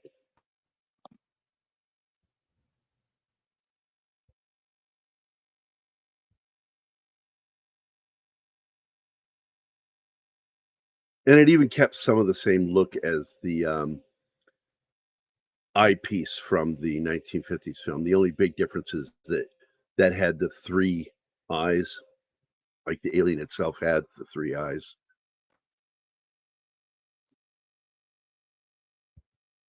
They originally wanted to animate the tripods because if you look at the bottoms of the ships in the original 1953 film, there's three holes in the bottom.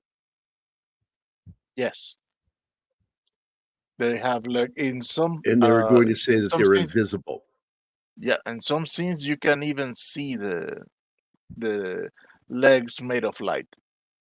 Yeah.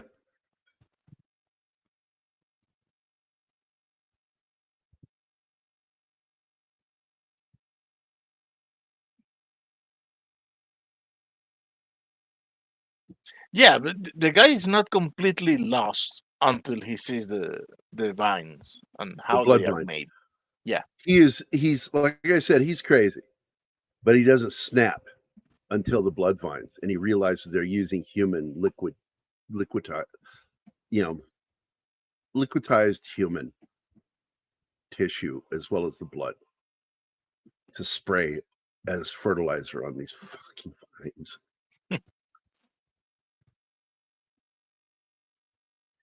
Well, Orson Welles was dead already. He'd been dead for years. Yeah. But Freeman, I thought, did a really good job. And they used pretty much what it says in the book for the beginning and end. You know the coolest way to die? Clint Eastwood shoots you while Morgan Freeman narrates it. Yeah, that'd be kind of cool. Yeah. But I'd want to hear the narration before I die. Hmm. Yes, Soylent Green is people. So is Martian red vine or blood vine.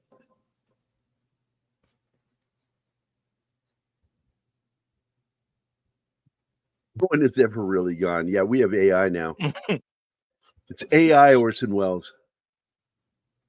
Wouldn't it be funny if it was AI Orson Welles that brought about the end of the world?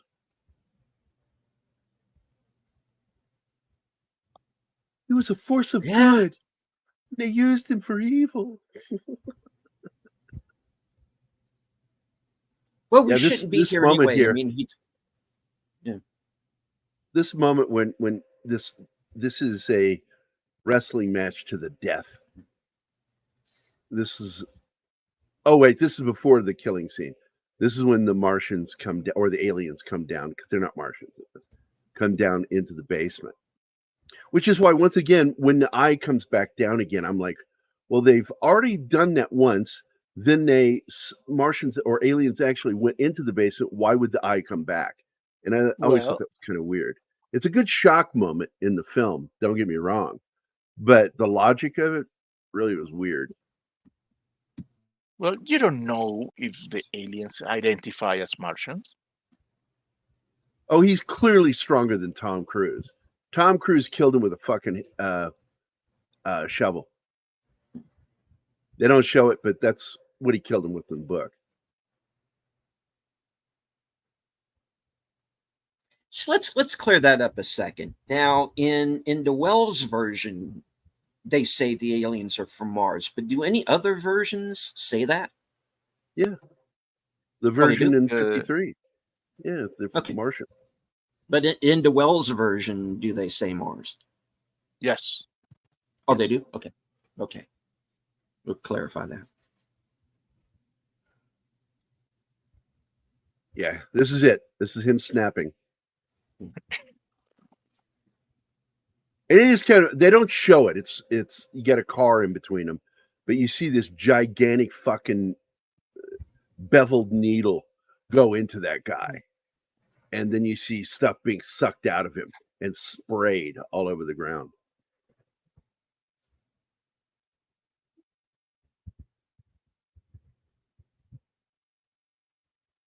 There's probably another shovel in there. The door's closed. Anything could be in there.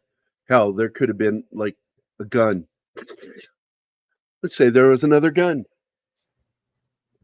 There was something on the other side of that door he killed him with, because there's no fucking way he fought him and won. You got to get that one lucky shot to the head. Well, And he's distracted by his insanity right now. Self-preservation. some maybe run circles around him.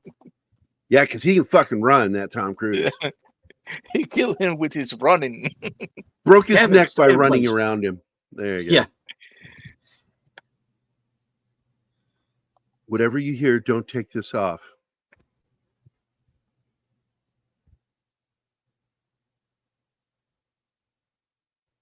Remember that song you told me about? I want you to sing it for me.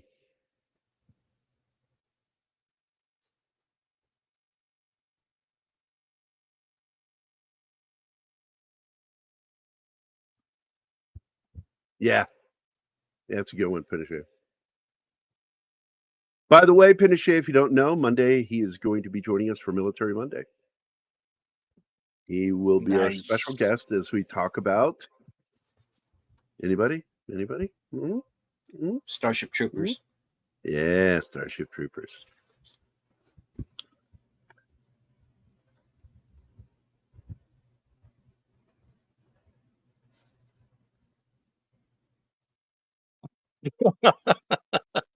Well, he walked in and probably said, "Here, I'll grab this other shovel and I'm going to help you." Very quietly. Yeah. "I'll help you." And then hit him over the head with a shovel. "Here, Lenny. Yeah, that should Look at the Tell flowers. me about much more sense. Tell me about the rabbits. Tell me about the rabbits."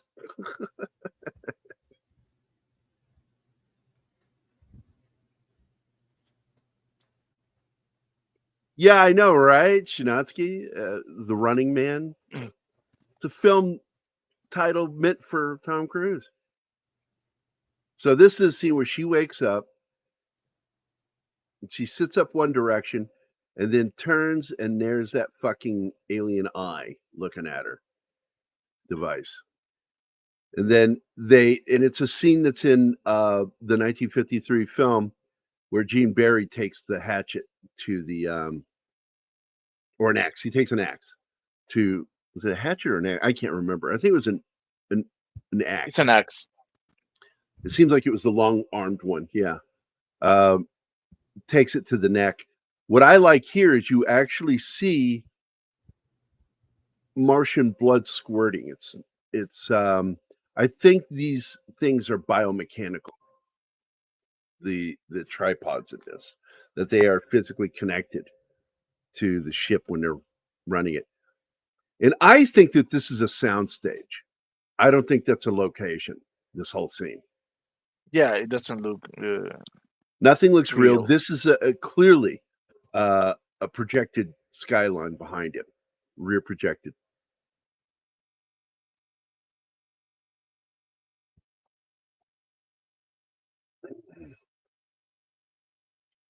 Well, shit. I guess it's that time.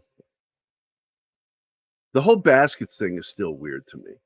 I'm like, why are there baskets on the outside of the ship? Why isn't there a hatch? They just drop them into the ship, into a little cell. Again, it's for plot reasons. I do like this whole chase scene where it's trying to get him flipping that truck upside down. And then you hear her scream for some reason, god awful fucking reason. And then she stands silently as it comes and gets her. He finds a grenade and throws the grenade at it. He didn't cook it, so I'm not sure why it blew up in the air. It blew on impact.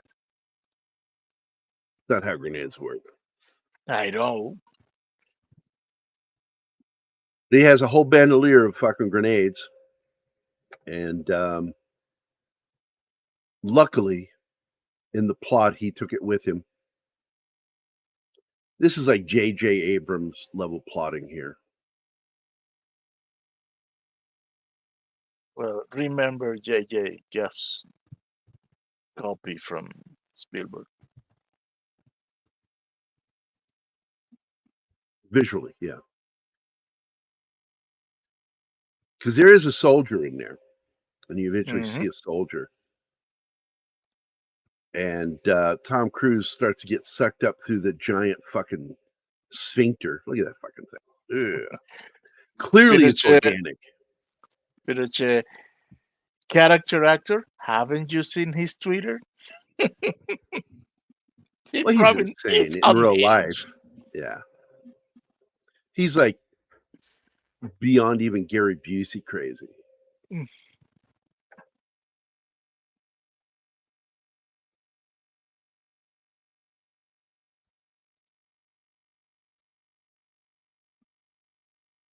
Flipping spoon. Yeah, you hear a scream when he was chopping it.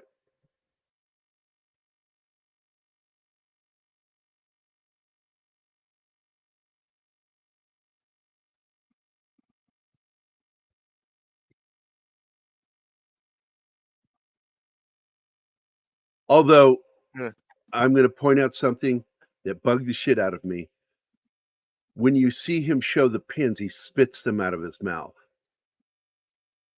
You cannot pull a pen with your teeth. Period.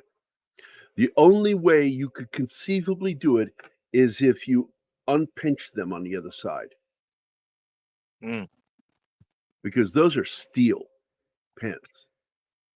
And they curve like a Y on the other side. And so it requires actual strength to pull it. And you can't do, you'll break your fucking teeth trying to do that. You'll chip them. Feet on, yeah, feet. You notice how nobody at the Oscars ever thinks Xenu? Yeah, what's up with that? Why don't they think Xenu? Oh, look, there's some alien writing on the side there. And when he comes down, he drops down right there. They pull him back down. He suddenly spits out the pins. Don't get me wrong, cool scene, but that's not how grenades work. Also, you see a lot of gross shit come out of the ship. Because like I said, I believe these ships are biomechanical. Well, they have sphincters. Yep. Oh no, their fishing baskets fell off.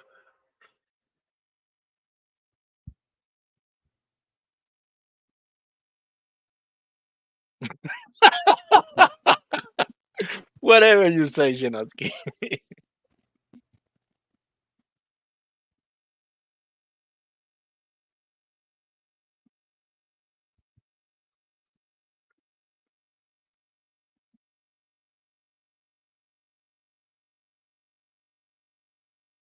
I like that they showed the Minuteman statue and used that for this scene. Although Spielberg wouldn't understand the concept of what the Minuteman was. Yeah, I know. They had all this great engineering. They just didn't know how to make a fish basket. And here you see that one of the things toppled over. He's like, what happened? Nobody knows. It Had too started much staggering drink last around night. and suddenly fell over. And then he sees The birds.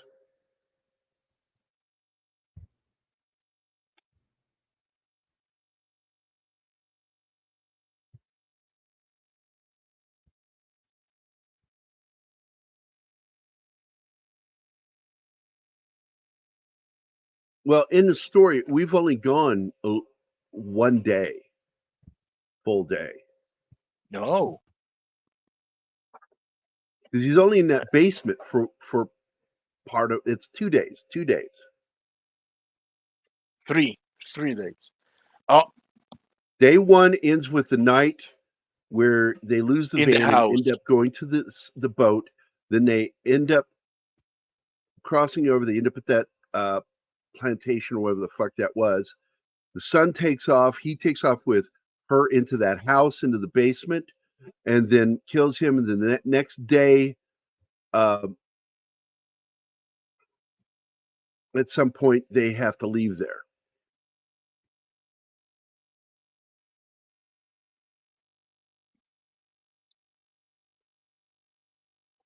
There it is, the javelin. Excellent shoulder-held, rocket-propelled weapon.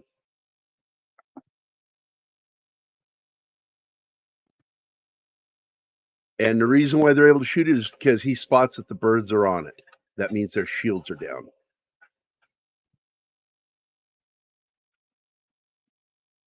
Most unrealistic moment there, because Dale Dye did not work on this film. Doesn't yell, clear the back blast area. Every soldier does that. they say something, but not that phrase. Nope. We got tow. That's all they yell. I got a lock. We got tow.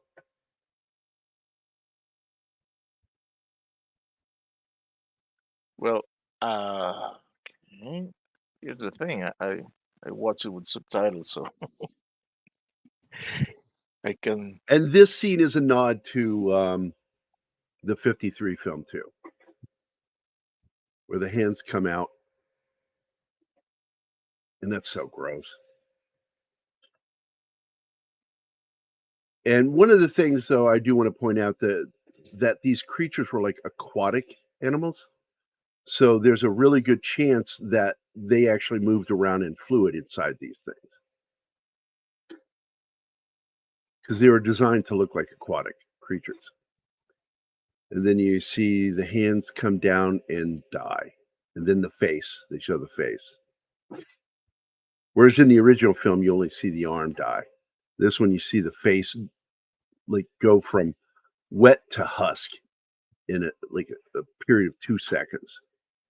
That's how quick the virus, antibodies, bacteria, whatever killed them. My guess is the microbes from the water, amoebas. And we know how deadly amoebas can be. They can kill humans too, if you're not careful.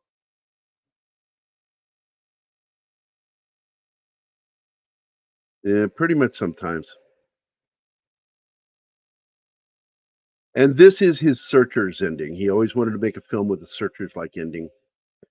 And this was his attempt at it, where John Wayne's character delivers the child. Everybody is happy, go into the house, and he's left outside because he doesn't fit in that world. It's not part of that world. And it doesn't work with this character. He just learned to be a dad, the dad he should have been all along. And I'm glad that he added the son coming out to him and hugging him. I love that the kid's taller than him until we get to this shot. We go to the close-up. The kid's taller than him than that.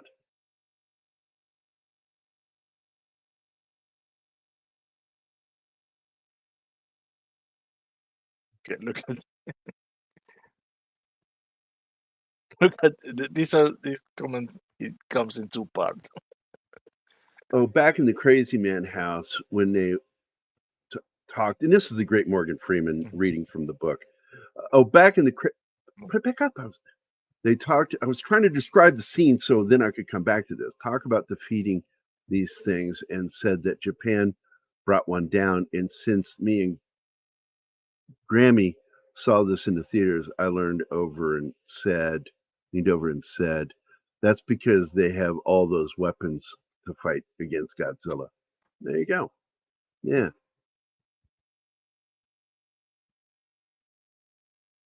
Back to this one. I'm in Massachusetts. This is not how I would take over the state.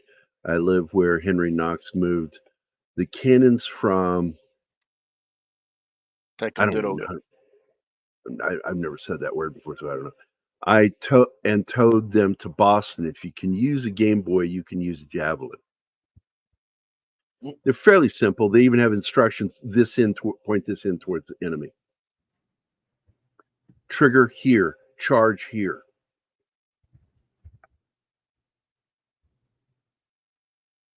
Yeah, kind of weird Because that they were celebrating. We got rid of those pests. Yeah, they're those little shits.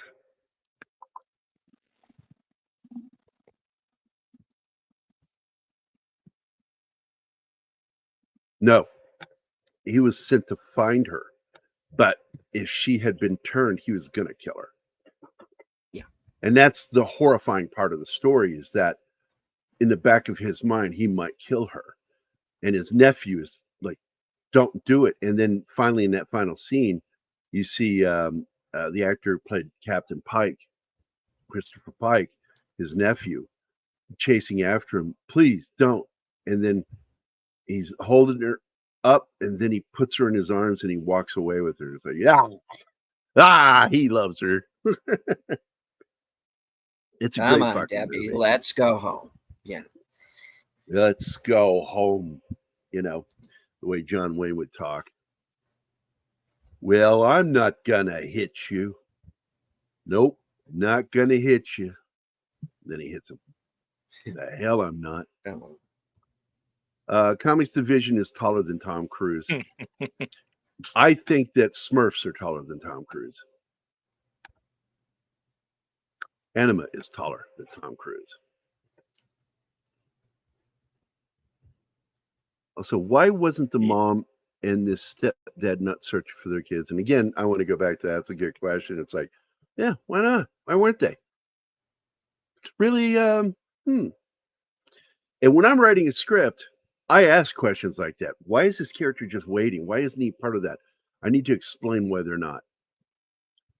And I would have had it that she left a message for him, not knowing the phones were out. We're going to wait here at the house for you. Please bring the kids. Please be safe. Something shit like that.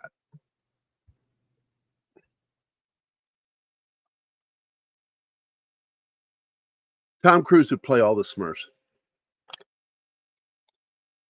AT4 is even easier than a javelin. I have a long list of things I necessarily use an AT4 on. Opening villa gates, opening bay doors. Oh my god.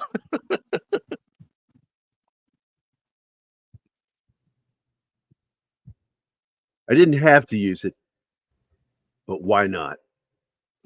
Tom Cruise is Papa Smurf. Yeah. Mission Insmurfable.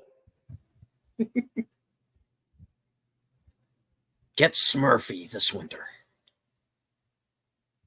So, because I got kicked out of the studio, I only have 2 people listed. So I'm going to just go through the chat and thank everybody for being here.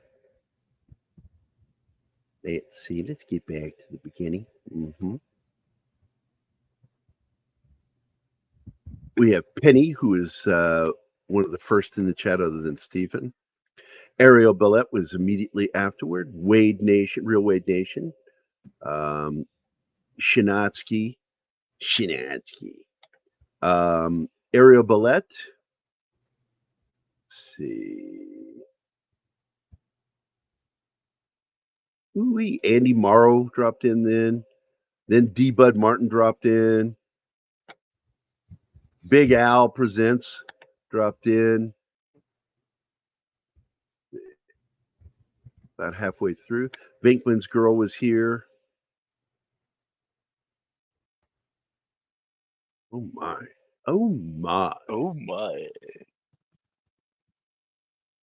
And then our buddy Abdulio dropped in and gave us a $10 super chat. There that one is again. Thank you again for that. followed then by anyone else dropping in? It seemed like somebody else dropped in. Yeah, Pinochet's helicopters dropped in. And I've seen you over a lot over at Nick's show. 32 Flavors of Nick Weiser. And Nick dropped in. Yes, he did. And I missed last night because I forgot it was Tuesday.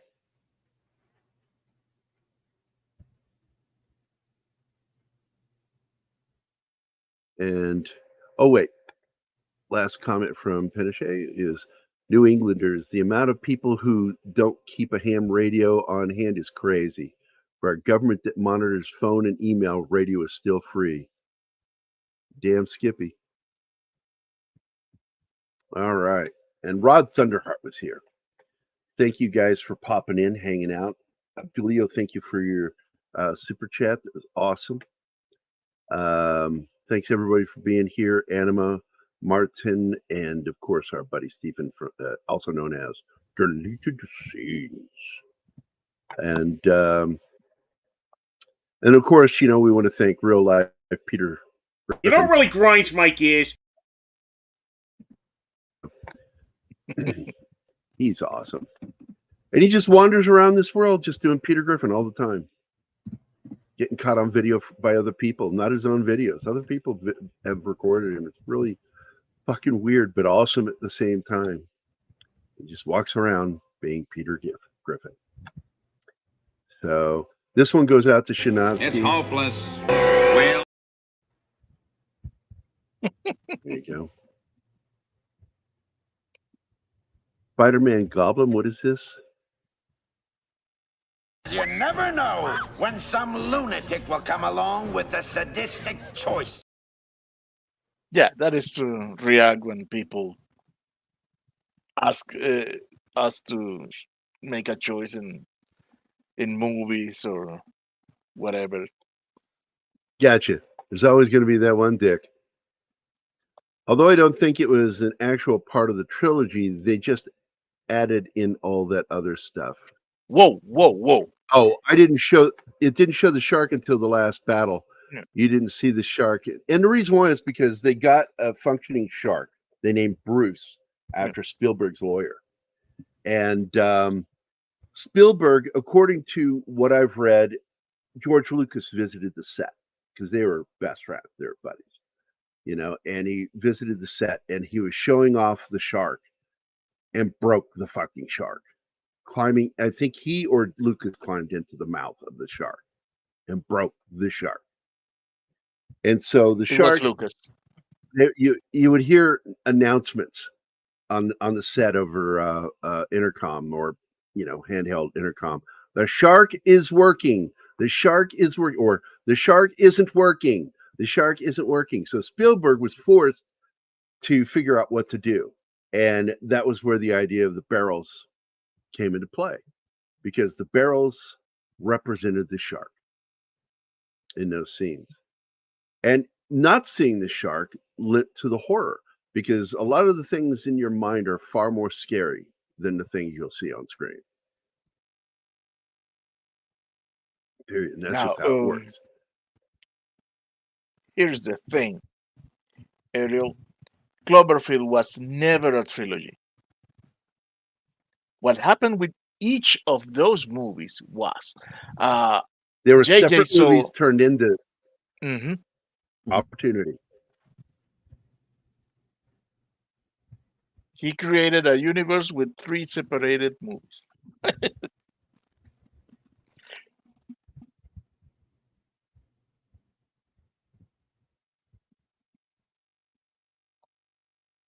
I'm looking for something real quick here, because I think my least favorite Jaws moment was in another film.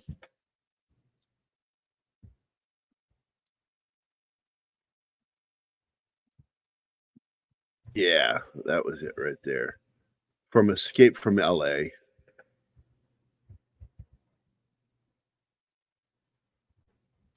Because he goes past the Universal tour underwater. And you get the shark moment. And I just thought that was some terrible CG right there. It's really bad. Oh, and Joe was here. That's right. He did stop in. Mm. Thank you, Ariel. Thank you. Our good buddy Joe is here. And hopefully I didn't miss anybody. Yeah, then there's the other side of the story that I heard Richard Dreyfuss tell once, because he was talking about, the shark is broken, the shark is broken. And then there's the shark is working, the boat is sinking. The boat is sinking. And Spielberg's all And they're saving the equipment. Yeah. Yeah. Fuck the actors, get the equipment. What about the sound man? Fuck the sound man. Get the actors out of the boat. But the way Dreyfuss explained it was that they were saving the equipment first. Oh, okay. Either way, still. Okay.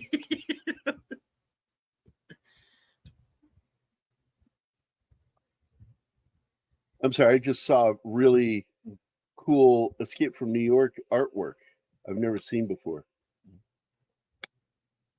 That is really fucking cool. Because I looked up the scene. I hate that movie, Escape from LA. I just hate it. Because all it was a remake of New York, beat for beat. And with just the only good character in that film that I enjoyed was fucking the Surgeon General of Beverly Hills, played by Bruce Campbell. Best part in the whole movie. I was also impressed that Kurt Russell made those shots. No special effects. That was him making those shots.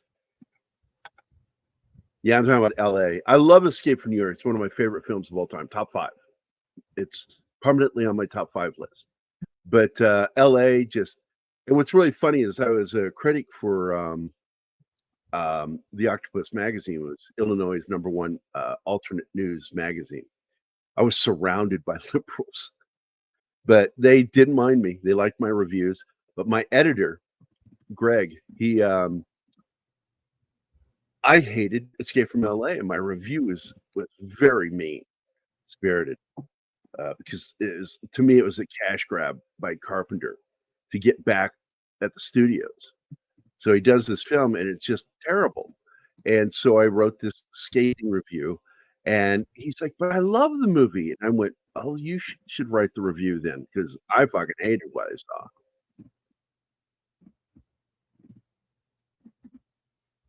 Yeah, Escape from LA's LA is now LA.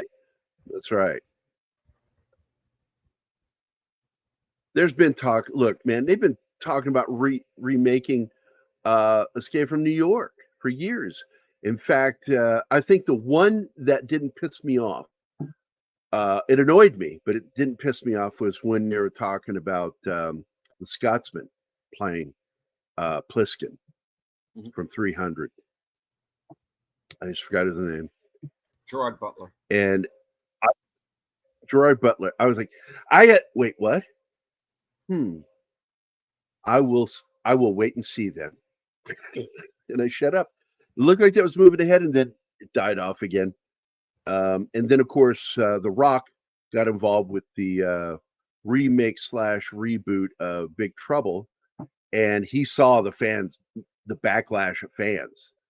And he was like, later, then of course Kurt Russell would be involved. I would only do this if John Carpenter and Kurt were involved with it. And I'm like, I said, I still have problems with this, because the sequel that we wanted was the continuation of Jack Burton partnering up with that fucking monster.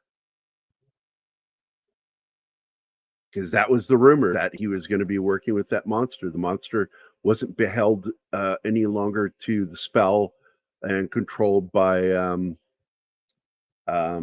just forgot his name. Lopan. David Lopan. So it would I got to tell you, that's been brought up many times in our community. People have suggested that Kurt Russell's son should play him because he looks enough like him. He has more of an underbite, which is weird, because it's like when he put on the Captain America armor for that stupid show. Falcon and the Snowman. It's another movie. I was just making fun of it. Does anybody remember that movie Falcon and the Snowman that came out in the 80s? Yeah, It's a good vaguely, film. yeah. Anyway, so that series had so much potential and just got ruined by wokeness. Ending with They the got main what? character pointing his finger at the audience. You're racist. You know, you're not going to do well with an audience if you do that to them, but they don't fucking care. I'm kind of glad I heard that rumor.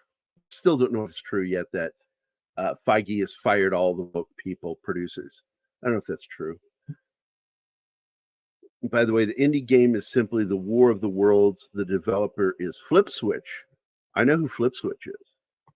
I'm going to go look for that today.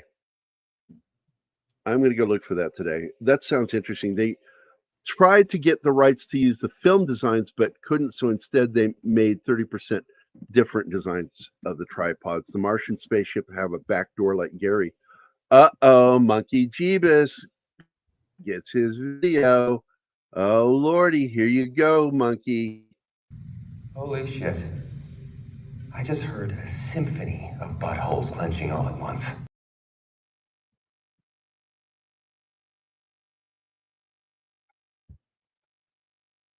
Hello. Oh, We lost Anima. well, we lost her a while ago when she's mad at me, Mm. upset with me. She was giving bad information. It wasn't true. And I was trying to let her know, and I ended up kind of yelling because she wasn't listening to me. And I don't want to give bad information, especially when it deals with the military. That's my area of expertise. That's a dog. I apologize right? to her. And I'll apologize to her again for snapping. What? Monkey's avatar is now the dog pool. Is it? Is that what that is? Yes, it is. And I've been meaning to show Anima because she asked, like, what's wrong with that dog? She's like, what is It's wrong horrible. with that dog? Is that real? It was voted the ugliest dog in Britain. From the footage they've shown, you start from before they emerge from the ground and you get to witness the storm and the emergence if you're around one. That's good. I'm going to have to check it out, Abdulio. That sounds really good. I'm not really much into survival games. It's like when I'm like bored or need to go to bed and need to do something to get tired, I'll play redundant games like that. So, though you started off with bad information, and I had to stop you, and you wouldn't let me, and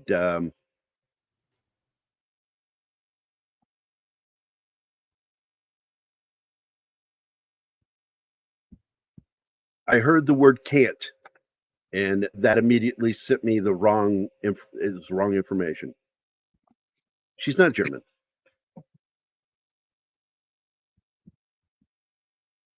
Yes. Well, you know, Germany's favorite pastime is invading Poland.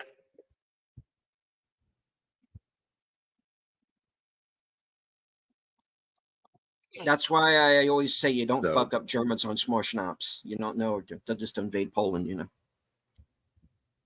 Oh my God. They mentioned schnapps in the film. Yeah. Schnapps, and they even says it. I know it's gross. It's like, yes, schnapps is one of the most. And I said, what is it with Germans and their fucking passion for putting anise in everything? It's gross. I hate Jägermeister too, for the same fucking reason. Well, It's a on that- terrible liquor. we'll have to agree to disagree.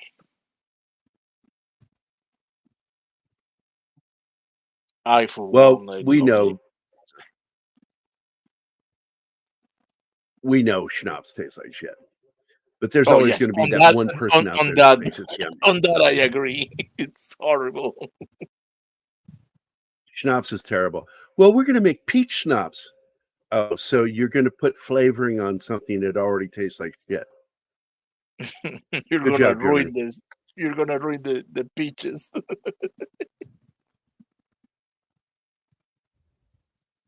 I've know what looked at makes my schnapps taste better? Vomit. vomit.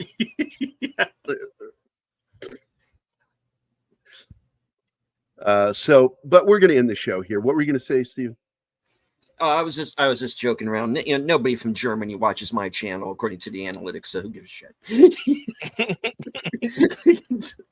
We can talk smack all we want. All right. So, all right, I'm going to wrap it up there and end the show with at least this important message. Get off my lawn! Did you hear me? I said get off my lawn. That's me. There you go. So we're out of here. Have a great rest of the week. And remember, it's hump day, so get your humping in.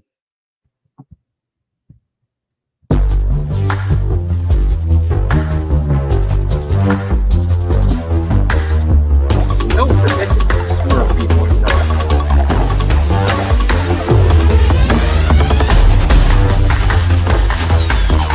The show has been brought to you by Terry's Anus.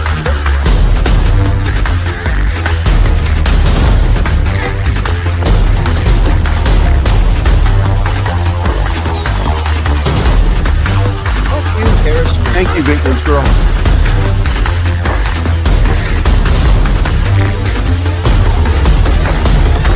Be seeing you later, Red Shirt.